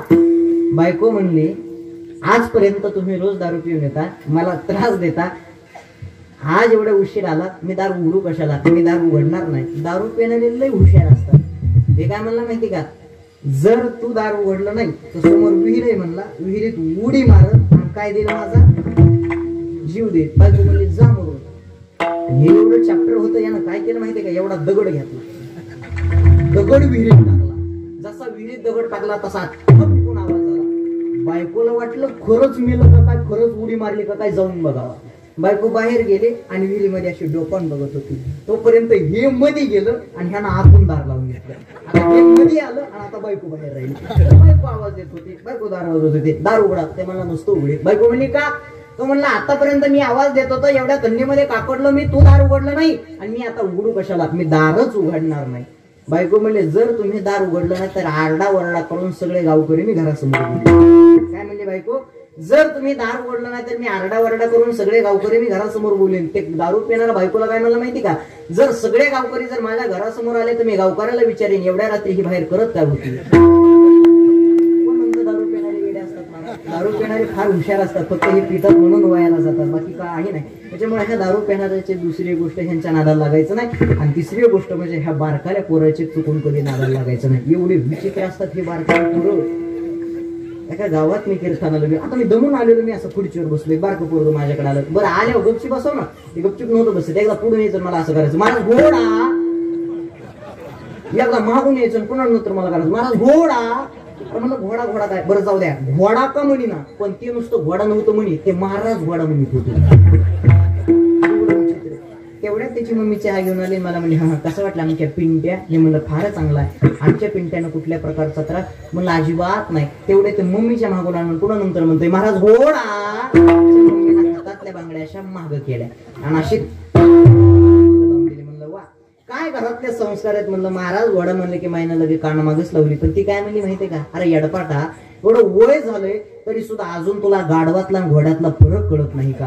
महाराज ते तरी नुसतं घोडा म्हणलं होतं, या बाईनं माझा खानदानच बदलून टाकलं. आई वडील जसे मुलाला संस्कार लावणार तसे मुलं वागणार. शुद्ध विजा पोटे फळे रसाळ गोमटी मुठी अमृताची वाणी बुद्ध देवाचे कारण किंवा आपुलिया हिता गुणाचे जागता धन्य माता पिता तयाची आकुळी कन्या पुत्र होती सात्विक तयाचा हरिक वाटे देवा. गीता भागवत करीती श्रवण अखंड चिंतन विठोबाचे. आईवडील जसे मुलाला संस्कार लावतील ना तसे मुलं वागणार आहे. फक्त संस्कार लावून तर जमाना फार बदललाय महाराज, मी स्टँडर्ड झालेली आहे. पण मला नाही वाटत अजून जमाना 100% बदललाय. आपण म्हणतो स्टँडर्ड झाले स्टँडर्ड झाले, आताशी फक्त बुटा आणि चपला घालून जेवले. म्हणजे बुटा आणि चपला घालून जेवलं म्हणजे हे काय स्टँडर्ड पण आहे का? बुटा आणि चपला घालून जेवले म्हणजे स्टँडर्ड पण आहे का? म्हणजे अजून काय 50%, आताशी फक्त 50% बदललेले. का माहितीये का, आताशी फक्त बुटा आणि चपला घालून जेवायले. जेव्हा बुटात वरण भात घेऊन खातील तेव्हा म्हणायचं आता 100% बदलले. म्हणजे अजून काही 100% बदललेले नाही महाराज. देवाची लीला लय वेगळी आहे. त्या जगाच्या चालक मालकांना भगवंतानं सृष्टी बनवत असताना कोणाला कसं बनवायचं, कुठं कसं बनवायचं, कोणाची भाषा कशी द्यायची आहे, त्या जगाच्या चालक मालकांना प्रत्येकाला करून ठेवलेलं आहे. नाक नाकाच्या जागेवर इथंच दिलंय. नाक पाठीवर देता येत होतं पण नाक इथं दिलंय. देवाला माहिती होतं कान इथंच का दिले देवाने, कारण देवाला माहिती होतं कलियुगामध्ये कोरोना आल्याच्या नंतर लोक मास्क लावतील कुठं, याच्याकरता ही सुविधा करून ठेवली आहे कानाची. मला या अगोदर वाटत होतं आरती झाल्याच्या नंतर डायरेक्ट प्रसाद देवा ती आरती लोकांमध्ये कशाला फिरवता, वाटत होतं मला या अगोदर. काय आरती झाल्याच्या नंतर ती आरती लोकांमध्ये फिरवता कशाला, डायरेक्ट प्रसाद देऊन टाका ना. पण कोरोना आल्याच्या नंतर मला कळालं काही जर खायचं असेल तर हात निर्जंतुक असावी. कोरोना आल्याच्या नंतर कळालं बघा. म्हणजे आपल्या पूर्वजांचं हे टॅलेंट आहे महाराज. ऐका, जमाना आता बदलून गेलेला आहे. पण एक वाक्य लक्षात ठेवा, विज्ञानाच्या पातळीवरती विज्ञानाच्या खोलीवरती आपण किती जरी पुढे गेलो तरी वारकरी संप्रदाय इतका महान दुसरा संप्रदाय अजून कुठं बघायला नाही भेटणार. एवढा महान वारकरी संप्रदाय, एवढा महान हा वारकरी संप्रदाय. लक्ष देऊ नाही का, विज्ञान एवढं पुढे गेलेलं आहे पण आजपर्यंत विज्ञानानं हा शोध लावलेला नाही मेलेला मनुष्य जिवंत कसा करायचा. ऐका, आजपर्यंत हा शोध लागलेला नाही. विज्ञान एवढं पुढे गेलंय पण आजपर्यंत हा शोध लागलेला नाही मेलेला माणूस जिवंत कसा करायचा. ज्ञानोबारांनी 750 वर्षापूर्वी हा शोध लावून ठेवलेला आहे, मेलेला माणूस जिवंत कसा करायचा. ही ताकद आहे महाराज, ही साधू संतांची ताकद आहे, ही वारकरी संप्रदायाची एवढी ताकद आहे.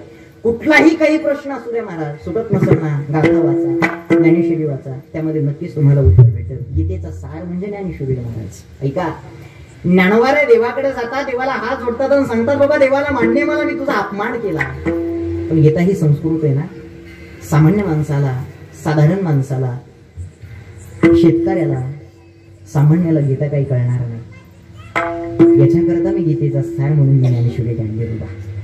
साध्यातल्या साध्या, सोप्यातल्या सोप्या, माणसाला ती ज्ञानेश्वरी कळत आहे.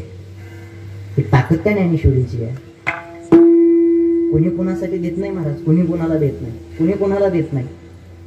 काही जरी द्यायचं असेल ना, फुकट कोणीच कोणाला देत नाही महाराज. काही द्यायचं असेल तर फुकट कोणी कोणाला देतं का? फुकट कोणीच कोणाला देत नाही महाराज. काही जरी द्यायचं असेल ना, याच्याकरता कष्टच घ्यावा लागतात महाराज. उदाहरण सांगतो. आळंदीमध्ये मी 3-4 वर्षापासून राहतो. आमचे मामा मृदंग शरद अंकुजी महाराज काळे यांचे आळंद येथे दत्तात्रय वारकरी शिक्षण संस्था. आणि आमच्या संस्थेतल्या एका मुलाला उन्हाळ्याचे दिवस होते. आणि उन्हाळ्याच्या दिवसामध्ये आता बाहेर थंडीमध्ये गरमी होते म्हणून बाहेर थोडेसे मुलं झोपायला गेले. इकडे लक्ष द्या, ऐका. मुलं झोपले बाहेर. असं तुळशी वृंदावन होतं आणि त्या तुळशीमध्ये पाणी टाकलेलं होतं. ते त्या पाण्याचा गारटा तिथं त्या वट्यावरती होता म्हणून तो मुलगा तिथं झोपलेला. आता मुलगा तिथं झोपलेला आणि त्या गारट्याला एक विचू आलता. तो विचू त्या मुलाला चावला. तो विचू मुलाला चावला म्हणून तो विचू उतरण्याकरता इंद्रायणी नगरला एक बाबा राहतात, त्या बाबांकडे नेले. मग बाबांकडे नेल्याच्या नंतर बाबांनी ते काहीतरी मंत्र वगैरे गोष्ट केला. जिथं विचू चावला तिथं ते थोडीशी उद्दी भस्म असं तो लावला, कपाळावरती लावला आणि सांगितलं काही अडचण नाही, आता विंचू उतरत. मी हळूच त्या बाबांजवळ गेलो आणि बाबाला म्हणलं, बाबा नेमका हा मंत्र नेमका म्हणलाय काय तुम्ही, मला तरी सांगा. काय विचारलं मी बाबाला. बाबाला म्हणलं, बाबा हा नेमका मंत्र काय म्हणलाय तुम्ही, मला तरी सांगा. बाबा काय म्हणले, कोणालाही सांगत नसतात. मी म्हणलं, बाबा का सांगत नसतात, तुमचं वय झालंय, जर उद्याच्याला तुम्ही निघून गेले तर हे ज्ञान सुद्धा तुमच्या सोबतच जाईल. एखाद्याला जर तुम्ही शिकवलं तर एखादा परत विंचू उतारणारा आळंदीमध्ये होऊ शकतो. हे ज्ञान मला तुम्ही देऊन टाका. तो काय म्हणला माहिती का, बाबा म्हणले हे ज्ञान जर तुला दिलं तर मी काय करायचं. काय म्हणले बाबा, हे ज्ञान जर मी तुला दिलं तर मी काय करायचं, म्हणजे माझ्या पोटावर पाय देतो का तू. म्हणजे बाबा म्हणले, एक वाक्य लक्षात ठेवा, ज्या बाबांचं एवढं वय झालं तरी सुद्धा त्या बाबांनी ज्ञान तुम्हाला आम्हाला विंचू उतरायचं फुकट नाही दिलं. ज्ञानोबारांनी एवढे तोला मोलाची ज्ञानेश्वरी, समाज सुधारण्याची ज्ञानेश्वरी आपल्याला फुकट देऊन टाकली. अजून काय पाहिजे, फुकट देऊन टाकली. जगाचा उद्धार करणारी ही ज्ञानेश्वरी ज्ञानोबाराने तुम्हाला आम्हाला फुकट देऊन टाकली. एक वाक्य लक्षात ठेवा, सहसा काही जरी असेल तर फुकट कोणी कोणाला देत नाही. पण एवढे साधू संतांचे उपकार तुमच्यावरती आमच्यावरती आहे, हे साधू संतांचे उपकार कधीच पिटणार नाही, कधीच पिटणार नाही. काय केले उपकार,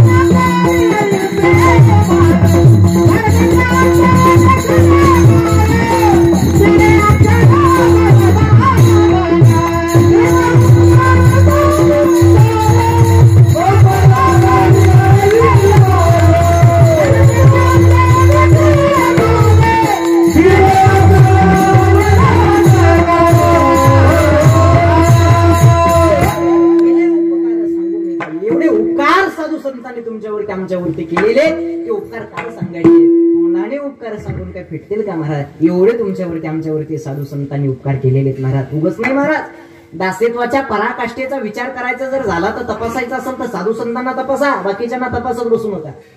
काय अधिकार होता फिरविले एवढं जगा माझी ख्याती, नामदेवा हाती दूध प्याला नव्हे हा सामान्य महिमा संतांचा नैवेद्य हातीचा मूर्ती जेवे. नामदेव महाराजांच्या हातानं देवानं निवेद खावा, आपल्या हातानं कुत्रे सुद्धा भाकरी खात नाही.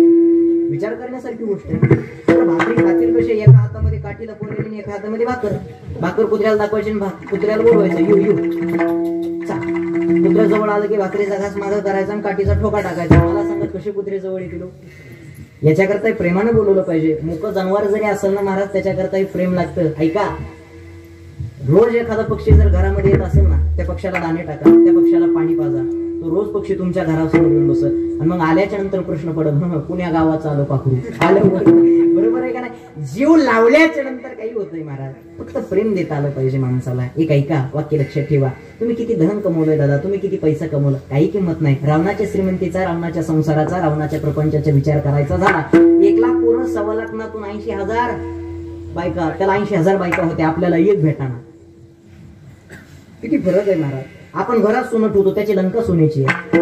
ज्ञानाचा विचार करायचा झाला तर एका वेदाचे 4 खंड पाडणारा रावण आहे. गजांतकम पुरांतकम मणिनिना मणिभूषण. एका वेदाचे 4 खंड पाडणारा रावण, एवढा विद्वान रावण, एवढी श्रीमंत त्याच्याकडे. पण ज्यावेळेस रावण गेला ना, एक कवडी सुद्धा सोबत घेऊन गेला नाही. संसारात प्रपंचात माणसाची अपेक्षा वाढत चालते महाराज, अपेक्षा वाढत चालते. आज एखादी वस्तू घेतली की आपल्याला वाटतं परत एखादी घ्यावा. आज एक कीर्तन असेल, उद्या वाटतं 2 हवे, उद्या 2 असतील तर परवा वाटतं 3 हवे. बरोबर आहे का नाही? एक गाडी घेतली की असं वाटतं 2 हव्या, 2 घेतले की 3, 3 घेतले की 4.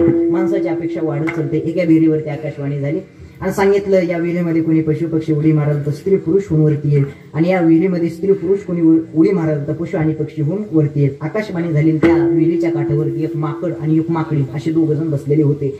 माकड माकडीनीला सांगू लागलं, जर तू विहिरीमध्ये उडी हाणली तर माकडीनीची स्त्री होशील, आणि मी जर उडी हाणली तर माकडाचा पुरुष होईल. उडी हाणायची का? माकडी म्हणली, जर आकाशवाणी खरी असेल तर उडी हाणायला काहीच अडचण नाही. वाक्य लक्षात ठेवा बरं, उदाहरण फार गोड आहे. ऐका, माकड म्हणलं आकाशवाणी खरीच आहे. माकडाने उडी हाणली, सुंदर अशा प्रकारचा पुरुष झाला आणि वरती आला. परत माकडीने उडी हाणली, सुंदर अशा प्रकारची स्त्री झाली आणि वरती आली. पण त्याच्या मनात काय विचार आला की ते काय म्हणला माहितीये का, एकदा उडी हाणली तर एवढा सुंदर दिसतोय, अजून एकदा हाणल्याच्या नंतर किती सुंदर दिसेल. अपेक्षा वाढली, त्याने परत उडी हाणली. आता परत माणसाचा कोण झाला? कोण झाला? माकड झाला. आता माकड झालं, काठावर आलं, बसलं ख्या ख्या ख्या ख्या ख्या करीत. तिकडून राजा आला, सुंदर मुलगी दिसली, हात धरला आणि निघून. मला सांगा बायको कोणाची? कोणाची म्हणा की माकडाची, मी कशाला म्हणू? सांगा बायको कोणाची? मेली कुणी? माकड फक्त बघत होतं. शक्यतो फक्त आता माकडांनी, ज्यांना कळलं त्यांना धन्यवाद, ज्यांना नाही कळलं त्यांना चहा घेतल्याशिवाय जाऊ नका. आता नाहीच कळल्यावर काय करता? काहीला उद्या कळत, काही ना कीर्तन झाल्याच्या नंतर कळत. एका गावात कीर्तन झाले, एक जण हसू लागला. म्हणलं बाबा कीर्तन तर झालंय, हसतो कशाला? ते मला सुरुवातीचा डायलॉग आता कळाला. किती लेट करत असतं महाराज. आता काय करायचं सांगा बरं महाराज, लक्ष द्या. असो, विषय हा चाललेला आहे, मुद्दा हा चाललेला आहे. तुमची श्रीमंती, तुमचा पैसा, तुमचं धन हे काही कामाला येणार नाही. म्हणे महाराज, देव आमचाचा करून घ्यायचा आहे.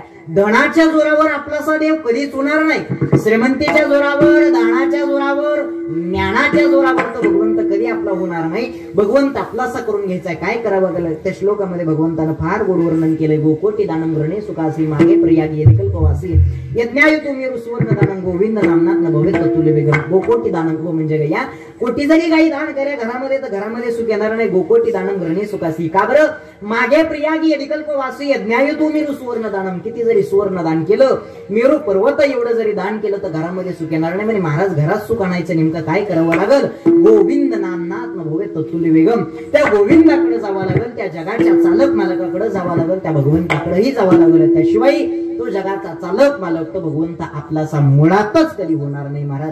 याच्याकरता निष्ठा, भाव, प्रेम असावं लागतं. त्याशिवाय तो जगाचा चालक मालक तो भगवंत आपलासा होणार नाही. अहो, एवढं तोला मोलाचं शरीर जगाच्या चालक मालकानं भगवंतानं दिलंय. कोणी कोणाचं नसतं महाराज. अंतकाळीचा सोयरा,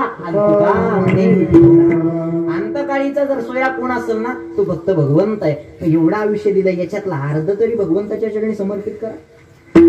एवढं आयुष्य तरी त्या भगवंताच्या चरणी, त्या जगाच्या चालक मालकाच्या त्या समर्पित केलं पाहिजे.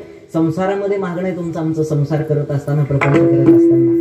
पण या संसारात, या प्रपंचात काही खरं नाही. तुम्ही म्हणता महाराज तुमचं लग्न झालं नाही, संसाराच्या प्रपंचाच्या लई उचापते करायले. हे बघा, मी प्रामाणिक माणूस, काही जरी बोलत असेल तर मी पुरावा देऊन बोलत. महाराजाच्या बोलण्याला पुरावा असावा. बरोबर आहे ना बाबा? महाराजाच्या बोलण्याला पुरावा असावा. आणि महाराजाच्या बोलण्याला जर पुरावा नसेल तर महाराज जित्ता पुरावा. याच्याकरता मी माझ्या बोलण्याला पुरावा देणार आहे. ऐका, काय पुरावा आहे? फलकट तो संसार, येते सार भगवंत. दुःख बांधवडी आहे हा संसार. सुखाचा विचार या संसारात, या प्रपंचात सुखाचा विचार. अहो, प्रत्येकाची बायको प्रत्येकाला प्रत्येकाच्या भाषेत शिकवते. प्रत्येकाची बायको, वकिलाची बायको म्हणते थांबा तुमचा निकालच लावते. शिक्षकाची बायको म्हणते मला शिकू नका. नाव्याची बायको म्हणते मेल्यानं माझा केसानं गळा कापला. पेंटरची बायको म्हणते एका रट्यात थोबा रंगवीन, पखवाजाची बायको म्हणते थापा मारून, गायनाचार्याची बायको काय गपची बसते का महाराज? किती गोड चालगायची घरी जायचं आणि घरी गेल्याच्या नंतर बायकोला म्हणायचं बघ आज चैतन्य महाराजांच्या कीर्तनामध्ये एवढी गोड चाल गायली. बायको म्हणते ग बसा, लग्नाच्या आधीपासून मला माहिती तुम्ही किती चालीचे, तुम्ही गोपरा मला काही सांगू नका. काय करायचे सांगा बरं. मला सांगा कीर्तन करायची बायको काय गपची बसते का? कीर्तन करायची बायको सुद्धा गपची बसत नाही. पण मला त्याचा अनुभव नाही म्हणून मी अजून काहीच सांगत नाही. बघा संसार आहे, हा प्रपंच आहे. या संसाराच्या या प्रपंचाच्या आता कीर्तन झाल्याच्या नंतर घरी जायचं, उगाच जायचं घरी. आणि घरी गेल्याच्या नंतर बायकोला वजनात म्हणायचं चाल जेवायला वाढ, वजनात बायकोला म्हणायचं. बायको वाढणारच, फक्त वजनात म्हणावं लागत. नाही तर तुम्ही असं मिळी म्हणता ए पिलू जेवण वाढतेस का, कशाला वाढीन सांगा बरं. अशा बाया ते माग सारायच्या वजनात बायकोला म्हणायचं चल वाढ जेवायला. बायको 100% जेवायला वाढणारच. आणि जर बायकोनं जेवायला वाढलं नाही अशा बाया माग सारायच्या, बाहेर जायचं, असा निब्बर बुटाचा जोडा घ्यायचा आणि पायात घालायचा आणि धाब्यावर जेवून यायचं. कारण मला माहित आहे तुम्ही तुमच्या बायकोला मारू शकत नाही. बरोबर आहे का? आताच्या सध्याच्या काळात मिशा ठूनच बंद झाल्यात. बायकाच भेणं तर मिशा का चहात बुडवायच्यात का सांगा, काय करायच्या? काही खरं राहिलेलं नाही. मला दोघ जण नवरा बायको गाडीवर चालले. गाडीवर रस्त्याच्या कडेला बैल सजवले होते. बैल कोण्या सणाला सजवतात बाबा? पोळाच म्हणतात ना, पोळ्याचा सण होता. बायको नवऱ्याला विचारते होय लईच बैल सजवलेत, आज कशाचा सण? नवऱ्यानं सांगितलं आज बैलाचा सण आहे, पोळा आहे. बायकोच्या काय मनात विचार आला की बायको काय म्हणली माहिती का, बैलाचा जसा सण असतो तसा म्हशीचा एखादा नसतो का? नवरा म्हणला झाली का आता संक्रांत. संक्रांत ऐकली बाईला रागच आला. बायकोच्या मनात एवढं छान माझा अपमान केला ना तर ह्याचा अपमान मी केल्याशिवाय राहणार नाही. थोडीशी पुढे गेली आणि थोडीशी पुढे गेली की रस्त्याच्या कडेला गाढवं चरत होते. गाढवं तेवढ्यात बायको नवऱ्याला कशी करते तुमचे पाहुणे. गाढवाकडे काय म्हणली बायको तुमचे पाहुणे. नवरा तिच्या पुढचा होता. नवरा गाढवाकडे बघतो, गाढवाला म्हणतो राम राम सासरी बुवा. प्रत्येकाच्या संसाराची हीच व्यथा आहे महाराज. काही खरं नाही. हा संसार हा प्रपंच काही कामाचा नाही. म्हणे फल घडवतो संसार सार भगवंत दुःख बांधवडी आहे हा संसार. सुखाचा विचार नाही कोटी या संसारात या प्रपंचात. मुळात सुखाचा विचार कुठंच नाही. जेवढं आयुष्य भेटतंय तेवढं त्या जगाच्या चालक मालकाच्या त्या भगवंताच्या चरणी समर्पित करा. आयुष्याचं कल्याण झालं म्हणून समजा. बरं कीर्तनही केलं, मुखाने हरीचं गुणही गायलं. नेमकं आमच्या जीवनामध्ये होईल काय? त्याच जीवनामधला बदल महाराजांनी अभंगाच्या दुसऱ्याच्या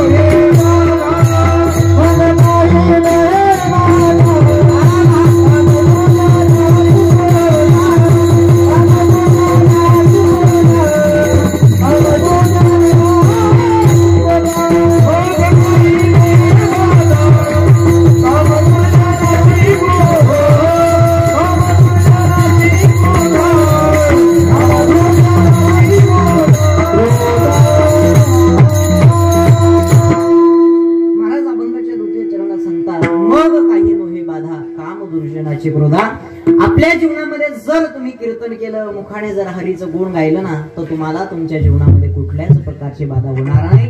मग काही नो हे बाधा काम दुर्जनाची क्रोधा. त्या जगाच्या चालक मालकाकडे त्या भगवंताकडे जा.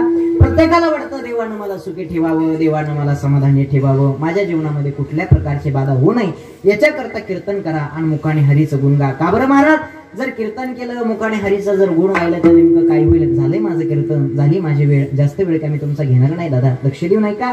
कुठल्याच प्रकारची माझ्या जीवनामध्ये बाधा होणार नाही का? त्या काळाला सुद्धा नागवायची ताकद हातात कोणाच्या असेल तर ती फक्त देवाच्या हातात आहे. शांती खडग हाती काळा सीते नागविते. ऐका, काळ कोणालाच थांबलेला नाही महाराज. काळ आणि वेळ आली की प्रत्येकाला जावं लागतं. काळ हा कोणाला थांबलेला आहे का? कोणालाच नाही महाराज. पण ऐका, जे समाजासाठी आवश्यक असतात ते जीवनातून लवकर निघून जातात आणि जे काहीच कामाचे नाही त्यांचे लोक आयुष्य घालू घालू कदरतात पण जात नाही. काही कामाचे नसणारे ज्ञानोबाराय समाजासाठी आवश्यक होते पण 22व्या वर्षी जगाचा निरोप घेतला. तुकोबाराय समाजासाठी आवश्यक होते पण 42व्या वर्षी जगाचा निरोप घेतला. जे काही कामाचे नाही ते लवकर जातच नाही. एका गावामध्ये एक जण राहत होता. मामा काहीच करत नव्हता, खायचा प्यायचा झोपायचा, खायचा प्यायचा झोपायचा. बायको म्हणली का हो 4-5 दिवसावरती दिवाळीचा सण आलाय, लोकांचे लेकरं गुलाबजामुन खातेन, लाडू खातेन, फटाकडे वाजवते आणि आपले लेकरं नुसते दुसऱ्याच्या लेकरांच्या तोंडाकडे बघत बसतील. तुम्ही काहीतरी काम करा. याला काहीतरी काम करायला सांगितलं की हो म्हणायचं, मरूनच जातो. बायको सुद्धा इकडे दिवशी कधरली. बायको म्हणली जा मरून. पाट 5 वाजता पुलावर आलं, उडी मारतो म्हणला, मरूनच जातो. आणि त्या पुलाखालून भाजीवाला भैया जाऊ लागला. कमळाच्या फुलाच्या जशा पाकड्या असतात तशी त्यानं टोपल्यामध्ये भाजी ठेवली. त्यानं पुलावर उडी हाणली. जशी उडी हाणली तसं हे माय जशी लेकराला मांडीवर घेते ना तसं हे भाजीच्या टोपल्यात पडलं. नवला ऐका, वरचं गेलं नाही, टोपल्या खाल्लं मिळू.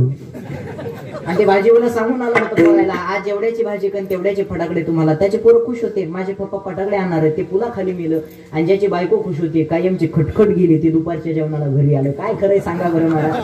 समाजासाठी आवश्यक असणाऱ्या जीवनातून लवकर निघून जातात, जे काही कामाचे नाही ते लवकर जातात. लक्ष नाही का? जीवन जगत असताना काळ आणि वेळ कोणाला थांबलेला नाही. आज आहे तर उद्या नाही ना. काळ प्रत्येकाला येणार आहे. जन्माला आलोय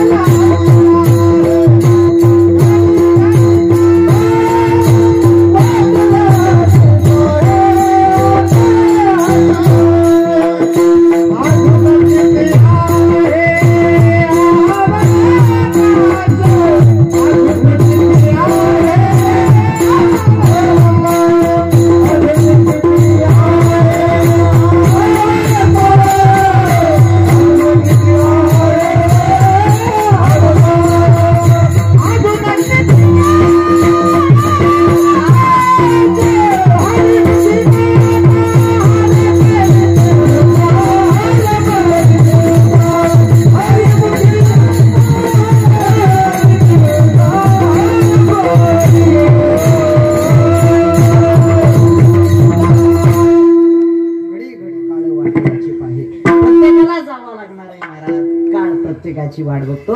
आल्याच्या नंतर प्रत्येकाला जावं लागणार आहे. जाणं हे प्रत्येकाचं निश्चित आहे. कारण जिथं जन्म भेटलाय त्याचं नावच मृत्यू.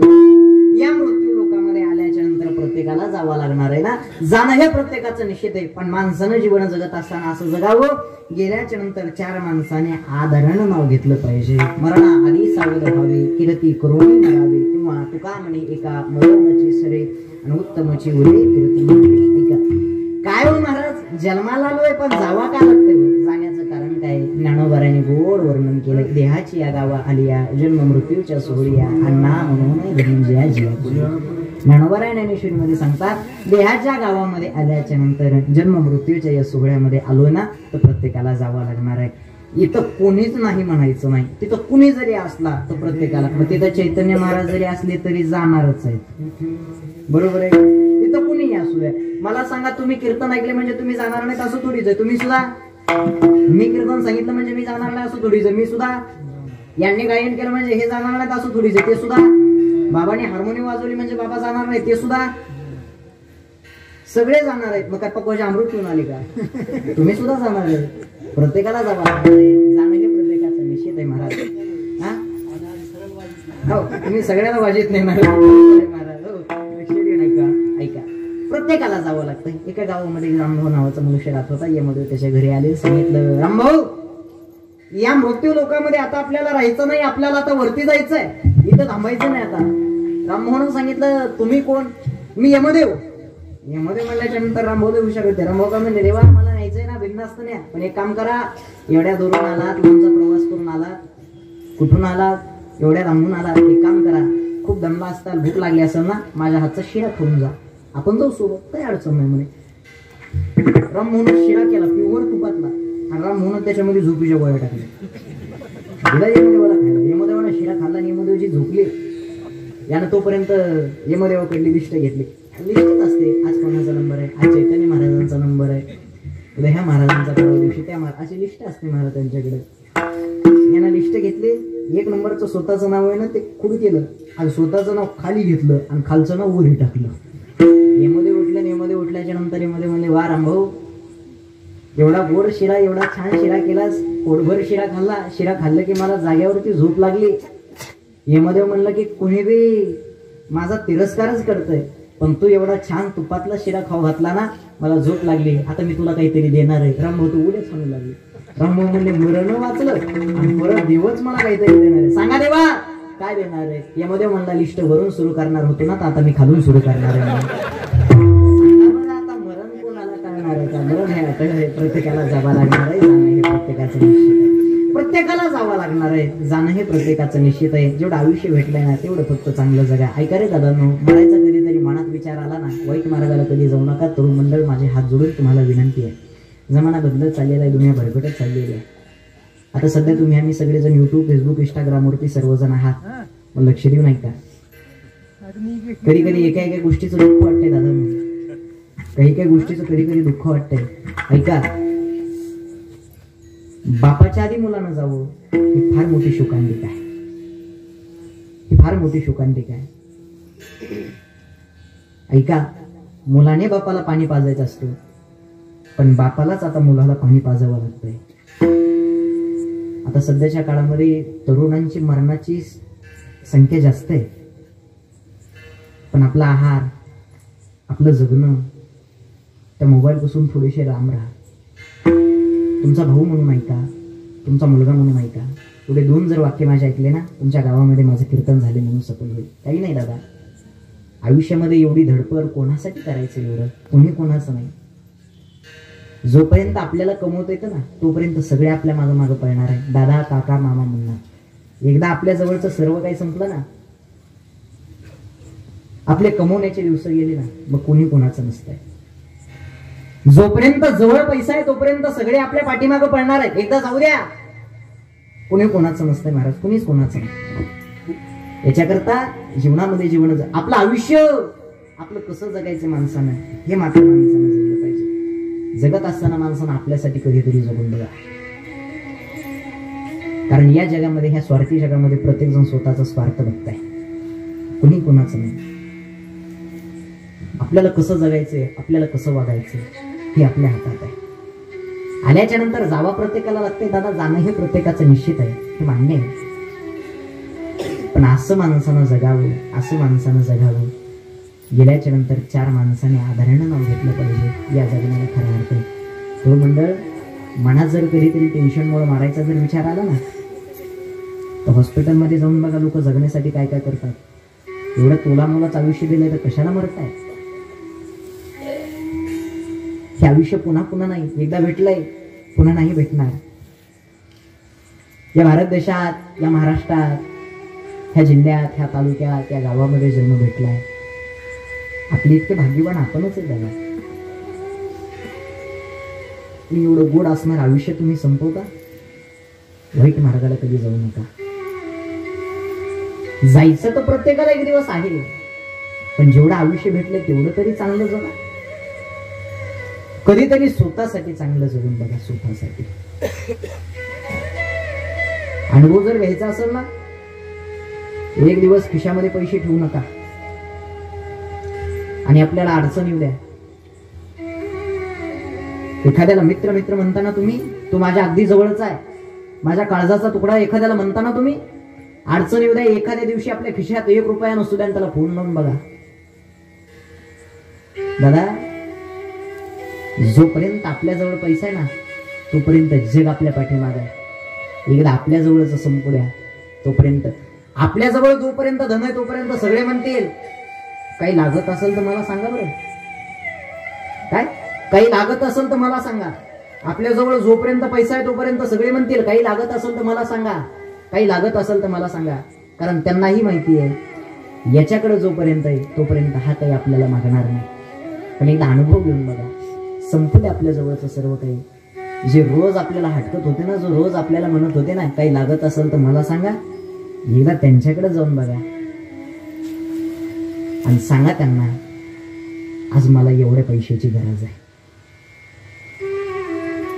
त्यावेळेस त्यांना सांगितल्याच्या नंतर ते म्हणतील अगोदरचे दिवस गेले, त्यावेळेस माझ्याकडेही होतं म्हणून मी म्हणत होतो काही लागत असेल तर मला सांगा, पण आता माझ्याकडेही काही नाही. ऐका, ज्यावेळेस आपल्यापाशी असतं त्यावेळेस सगळ्या जगापाशी असतं, पण ज्यावेळेस आपल्यापाशी नसतं ना त्यावेळेस एकाही पाशी नसतं. बघा, कुणी कोणाचं नाही या जगामध्ये.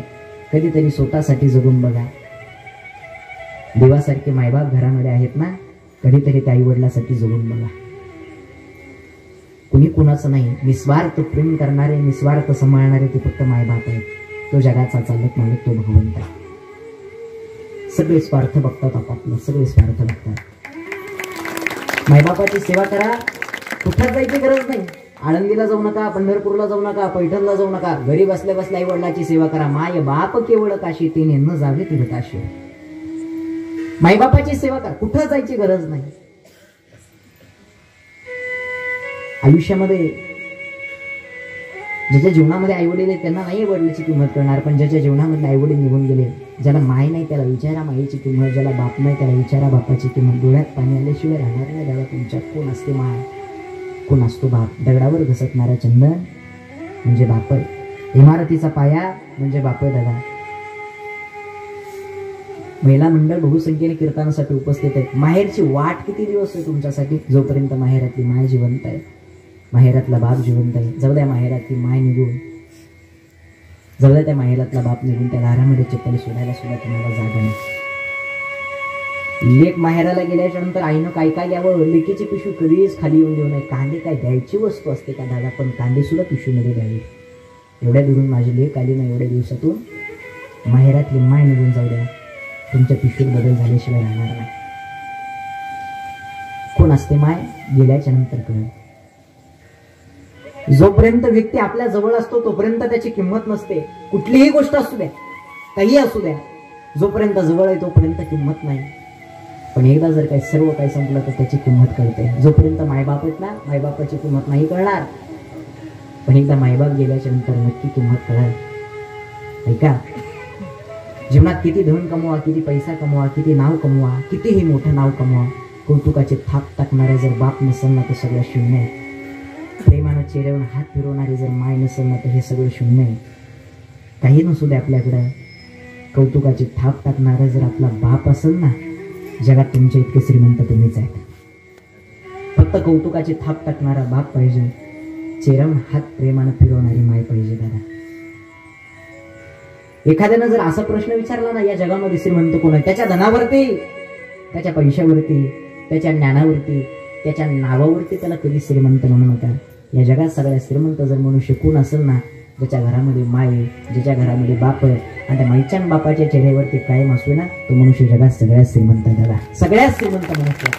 त्या मनुष्याला कुठं जायची गरज नाही, तो मनुष्य जगामध्ये फारच श्रीमंत आहे. ऐका, जीवनामध्ये सेवा करत असताना त्या मायबापाची सेवा करा. लहानपणात ज्याचे आईवडील निघून गेले ना, त्यांना विचारा आईवडिलाची किंमत. ज्ञानोबाऱ्यांच्या जीवनातील आईवडील निघून गेले लहानपणात, पण उगाच ज्ञानोबाऱ्याला नाहीत म्हणत दादा. ज्ञानांचे राजे, साधकांचे मायबाप, योग्यांचे मौली, अनाथाची माय. ज्ञानांचे राजे मौली ज्ञानोबारा. जाऊन बघा आळंदीला कधी तरी, किती मोठं दुःख असू द्या, कितीही मोठं दुःख असू द्या. माझा स्वतःचा अनुभव सांगतो, मी आळंदीमध्ये राहतो. कितीही मोठं दुःख असू द्या, किती दूरचा प्रवास करून येऊ द्या, किती लांबचा प्रवास करून येऊ द्या, ज्ञानोबाऱ्यांच्या मंदिरात त्या गाभाऱ्यामध्ये बसलो ना, असं वाटतं की माईच्या कुशीत बसलो की काय ताकद आहे. जाऊन मग आळंदीला ज्ञानोबाराला साधकाशिवाय कुणी नाही, साधकाला ज्ञानोबाराशिवाय कुणी नाही. एखादा साधक जर ज्ञानोबाऱ्यांच्या समाधीकडे गेला ना तर ज्ञानोबाऱ्यांची समाधी सुद्धा त्या साधकाकडे बघून गदगद हसते. त्या काळामध्ये ज्ञानोबाऱ्याला एक टायमाचं जेवण भेटलं नाही, पण ज्ञानोबाऱ्यांचा तुकोबाऱ्यांचा जेवण जरी केलं तर पंचपक्वान्नाचं ताट समोर येत आहे. विचार जर करायचा झाला तर आमची पात्रता आहे का तुम्हाला कीर्तन सांगायला, तुम्हाला ज्ञान सांगायला? आमच्यामध्ये सुद्धा तुम्ही ज्ञानोबारा आहे, तुकोबाराच बघत असताल ना? नाही बाबा. साधू संत कसे जगले, साधू संत कसे वागले महाराज सांगतात. पात्रता नाही, आजोबा समान वडिला समान लोक आमचं दर्शन घेतात. कधी कधी लाज वाटते आपल्याला, काय करतोय आपण? विचार करण्यासारखी गोष्ट आहे दादा. कधी कधी ना असं मनात विचार येतो, जर ज्ञानोबाऱ्यांची कृपा आपल्यावरती झाली नसती, ज्ञानोबाऱ्यांचे उपकार जर आपल्यावरती झाले नसते, तुकोबाऱ्यांची कृपा जर आपल्यावरती झाली नसती, तुकोबाऱ्यांचे उपकार जर आपल्यावरती झाले नसते ना, आपण कुठे पडले नसतो. हे सगळं कोणामुळे? आमचं काही नाही महाराज, हे फक्त ज्ञानोबाऱ्यांचे, साधू संतांचे, तुकोबाऱ्यांचे उपकार आपल्यावरती सर्वांवरती आहे. साधू संतांचे उपकार कधीच आपण फेडू शकत नाही महाराज, कधीच नाही. एवढा मोठा तुकोबाऱ्यांचा गाथा, काय तुकोबाऱ्यांचा गाथा आहे, एका वाक्य सांगतो. तुकोबाऱ्यांच्या गाथ्यातील एका अभंगावर कीर्तन करून कीर्तनकार जर कोट्याधीश होत असेल ना, ऐका साधू संतांचे काय श्रीमंती मी तुम्हाला सांगतोय.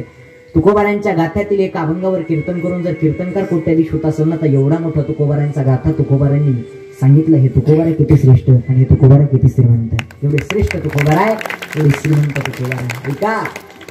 एका एका शब्दाचं मूल आहे, एका एका ओवीचा, एका एका अभंगाचा अर्थ आहे. विचार जर केला तर एक एक शब्द आपापल्या कामाचा, एक एक शब्द. एवढे उपकार साधू संतांचे आपल्यावरती आहेत, उपकार कधी विसरू नका.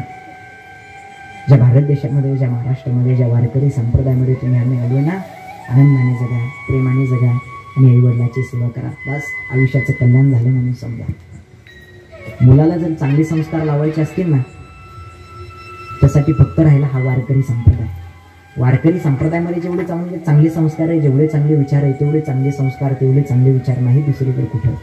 पण आमचे प्रल्हाद महाराज हे मुलांना चांगले संस्कार लावण्याचं काम, मुलांना चांगलं घडवण्याचं काम करत आहे. एकदा या विद्यार्थ्यांसाठी, महाराजांसाठी सर्वांनी महाराजाच्या गाडीवरती आज तुम्हाला सांगतोय, एखाद्याचा मुलगा कीर्तनकार जरी नाही झाला ना तरी चालेल, गायनाचार्य जरी नाही झाला तरी चालेल, पक्वाचा जरी नाही झाला तरी चालेल, पण वारकरी संप्रदायामध्ये मुलाला टाकलं ना, तो मुलगा आईवडिलाला कधीच विसरणार नाही आणि व्यसन कधीच करणार नाही. नारदाच्या गादीवर घेऊन देतो. ही ताकद जर कशाची असेल ना, तर ही ताकद वारकरी संप्रदायाची. याच्याकरता मुलाला वारकरी संप्रदायामध्ये टाका, याच्याकरता मुलाला वारकरी संप्रदाय करू द्या.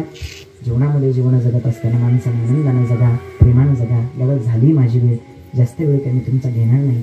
अतिशय सुंदर अशा प्रकारचं दृष्ट लागावं, एवढं सुंदर तुम्ही केलेलं हे कार्यक्रमाचं नियोजन आहे महाराज. भव्य दिव्य अशा प्रकारचं. आणि माझं भाग्य की आज तुमच्या सगळ्यांच्या समोर आजची ही पवित्र अशी 5व्या दिवसाची कीर्तनाची सेवा मला करण्याचा योग आहे. त्या भोसले वस्तीवरती अतिशय सुंदर अशा प्रकारचं हे गोड अशा प्रकारचं कार्यक्रमाचं नियोजन आहे. आदरणीय भोसले नाना असतील, तुमच्या सर्वांच्या सहकार्याने दृष्ट लागावं एवढं सुंदर हे चालत असलेलं हे कार्यक्रमाचं नियोजन आहे. तरी सुद्धा तुम्हाला सर्वांना द्यावेत एवढे धन्यवाद कमीच आहेत. अतिशय म्हणजे माझी पात्रता नाही मी तुम्हाला कीर्तन सांगावं. सर्वच वयोवृद्ध मंडळी, ज्ञानवृद्ध मंडळी, माझ्यापेक्षा वयानं, ज्ञानानं, अनुभवानं सर्व ज्येष्ठ श्रेष्ठ मंडळी कीर्तनासाठी उपस्थित आहात. आदरणीय नाना असतील, भोसले नाना आहेत, त्यांचा सर्व परिवार या भोसले वस्तीवरती व सर्वच ग्रामस्थांनी हे दृष्ट लागावं एवढं सुंदर हे केलेलं कार्यक्रमाचं नियोजन आहे. साधू संतांच्या भगवंताच्या कृपाशीर्वादाने या दत्त जयंतीवर पर्व काळावरती हा भव्य दिव्य अशा प्रकारचा हा कार्यक्रम 34 वर्ष, या कार्यक्रमाला 34 वर्ष झाले. बघा टाळ्या वाजवा एकदा. खरंच महाराज एवढ्या वर्ष कार्यक्रम शिकवणं काही सोपं नाही महाराज. आपल्यावरती भगवंताची कृपा आहे, साधू संतांची कृपा आहे, नानासारखी महाराजांसारखी मंडळी मार्गदर्शन करायला आहेत आपल्याला, याच्याकरता एवढं आहे. हा मी आता तरुणांनी जरा थोडंसं पुढं होत चला वारकरी संप्रदायामध्ये, इथं पाऊल टाकत चला. मला आज आनंद वाटला की बहुसंख्येने तरुण मंडळ सुद्धा कीर्तनाला आज उपस्थित आहे. आलं पाहिजे महाराज, कारण वारकरी संप्रदाय इथून पुढचा जर हातात कोणाच्या असेल ना तर इथून पुढच्या पिढीच्या हातात आहे. तुम्ही शब्द टाकला ना, तुम्ही म्हणल्याच्या नंतर काही होते महाराज, फक्त तुम्ही पुढाकार घ्यायला पाहिजे, काही होते महाराज. पण दुर्दैव असं आहे, तरुण मंडळ मागं राहतात, मागं राहिलं नाही पाहिजे. कुटुंबाला पाठिंबा देत चालला पाहिजे, चलत राहा करत राहा, केलं पाहिजे. झालंय माझं कीर्तन दादांनो, अतिशय सुंदर अशा प्रकारचे हे कार्यक्रम माझ्याच नावावरती एक सुंदर अशा प्रकारचा हा 4 ते 5 कडव्यामध्ये हा लेख हा संदेश तयार केलेला आहे. हे कॅलेंडर प्रत्येकानं घरी घेऊन जा. छोट्याशा मुलांनी जर याच्या 4 जरी 5 जरी ओळी रोज जरी वाचले ना, कसं वागावं, कसं जगावं, कसे नाते जपावे, हे कॅलेंडर शिकवतं. अतिशय सुंदर अशा प्रकारचा लेख आहे. या कॅलेंडरची काही जास्त किंमत नाही, फक्त 20 रुपये या कॅलेंडरची किंमत आहे. अतिशय सुंदर अशा प्रकारचा लेख आहे. ऐका भाविक मायबाप चैतन्याचा जिव्हाळा, पाया पडून सांगतो जपा लेकरा बाळा. ऐका भाविक मायबाप चैतन्याचा जिव्हाळा, नको द्वेष नको मत्सर फुलवा नाताच माळा. ऐका भाविक मायबाप चैतन्याचा जिव्हाळा, बांधावरची भांग टाळा गप्पा प्रेमाच्या माळा. ऐका भाविक मायबाप चैतन्याचा जिव्हाळा, नको परिस्थितीचे कारण लेकरांना शिकवा धार्मिक शिक्षण व शाळा. ऐका भाविक मायबाप चैतन्याचा जिव्हाळा, जीव तोडून सांगतो हा चैतन्याचा जिव्हाळा. 4 ते 5 कडव्यामध्ये हा लेख हा संदेश तयार केलेला आहे. हे कॅलेंडर प्रत्येकानं घरी घेऊन जा. आपले 20 रुपये कुठं म्हणून जात नाही. चहा प्यायला जर बसलो तर 100, 150, 200 रुपये सहज घालतो. 20 रुपयाचं या कॅलेंडर आहे, हे प्रत्येकानं घरी घेऊन जा. अतिशय सुंदर अशा प्रकारचा लेख आहे. कोणाकडे जरी 20 रुपये नसतील तर शेजाऱ्याकडून घ्या, पण न्या. शेजाऱ्याकडे जरी नसेल तर आता ऑनलाईन सगळं चालू आहे, घेऊन जा कॅलेंडर. जे एक माणसाला ऊर्जा भेटते, माणसाला शिकायला भेटतं काहीतरी. माझ्याच नावावरती लेख आहे, ते वाचलं बघितलं. अतिशय सुंदर अशा प्रकारचा लेख आहे. माझे गुरुजी मृदंग विशारद मृदंग सम्राट अंकुजी महाराज काळे यांची आनंद येते दत्तत्रय वारकरी शिक्षण संस्था आहे. आपल्या प्रल्हाद महाराजांची ही संस्था आहे. मुलाला कुठल्याही संस्थेमध्ये टाका, पण टाका. पैठणला महाराजांची संस्था आहे. पैठण काही जास्त लांब नाही, आपल्याला जवळ आहे. मला वाटतंय 50-60 किलोमीटर अंतरावरती आपल्याला पैठण असेल. पैठणलाही भरपूर संस्था आहे. आता लांब जायची गरज आहे. महाराजांची संस्था आहे. जरा कोणाला मुलाला संस्थेत टाकायचं असेल, मुलाला संस्थेत टाका, कुठेही टाका, फक्त टाका. ही काळाची गरज आहे. माझे गुरुजी मृदंग सम्राट यांची आनंद येते दत्तत्रय वारकरी शिक्षण संस्था आहे. ज्यांना कोणाला कॉन्टॅक्ट नंबर पाहिजे असेल, कॅलेंडरवरती खाली कॉन्टॅक्ट नंबर आहे, कार्डही सोबत आहे. जरी कोणाला कॅलेंडर कार्ड भेटलं नाही तर यूट्यूबवर बालकीर्तनकार चैतन्य महाराज राऊत नाव टाका. यूट्यूबला सुद्धा कॉन्टॅक्ट नंबर आहे. आळंदीला आल्याच्या नंतर आमच्या ग्रुपमध्ये दत्तत्रय वारकरी शिक्षण संस्थेला भेट दिल्याशिवाय कोणीही जाऊ नका. हे तुम्हाला सर्वांना नम्रतेची विनंती. वस्तुस्थिती म्हणून सांगतो, अहंकारानं सांगत नाही. हे कीर्तन हा कार्यक्रम दत्त जयंतीच्या निमित्त महाराज. आणि ऐका, माझी जर कीर्तनाची सुरुवात जर कुठून झाली असेल ना तर तलवड्याला आमचं दत्त मंदिर आहे बघा. तिथं दत्त मंदिरामध्ये संस्था होती. माझ्यावरती जर कृपाशीर्वाद जर कोणाचा असेल ना त्या दत्त भगवंताचाच कृपाशीर्वाद. अतिशय सुंदर अशा प्रकारचं हे कार्यक्रमाचं केलेलं नियोजन आहे. तुम्हाला सर्वांना वंदन करून झालेली सेवा ज्ञानोबरांच्या चरणी, गुरुवरांच्या चरणी, भगवंताच्या चरणी, तुम्हा सर्वांच्या चरणी सेवा समर्पित करून इथेच मी माझ्या सेवेला पूर्ण विराम देतो. एकदा सर्वांनी हाताने टाळी आणि मुखाने भजन करायचं.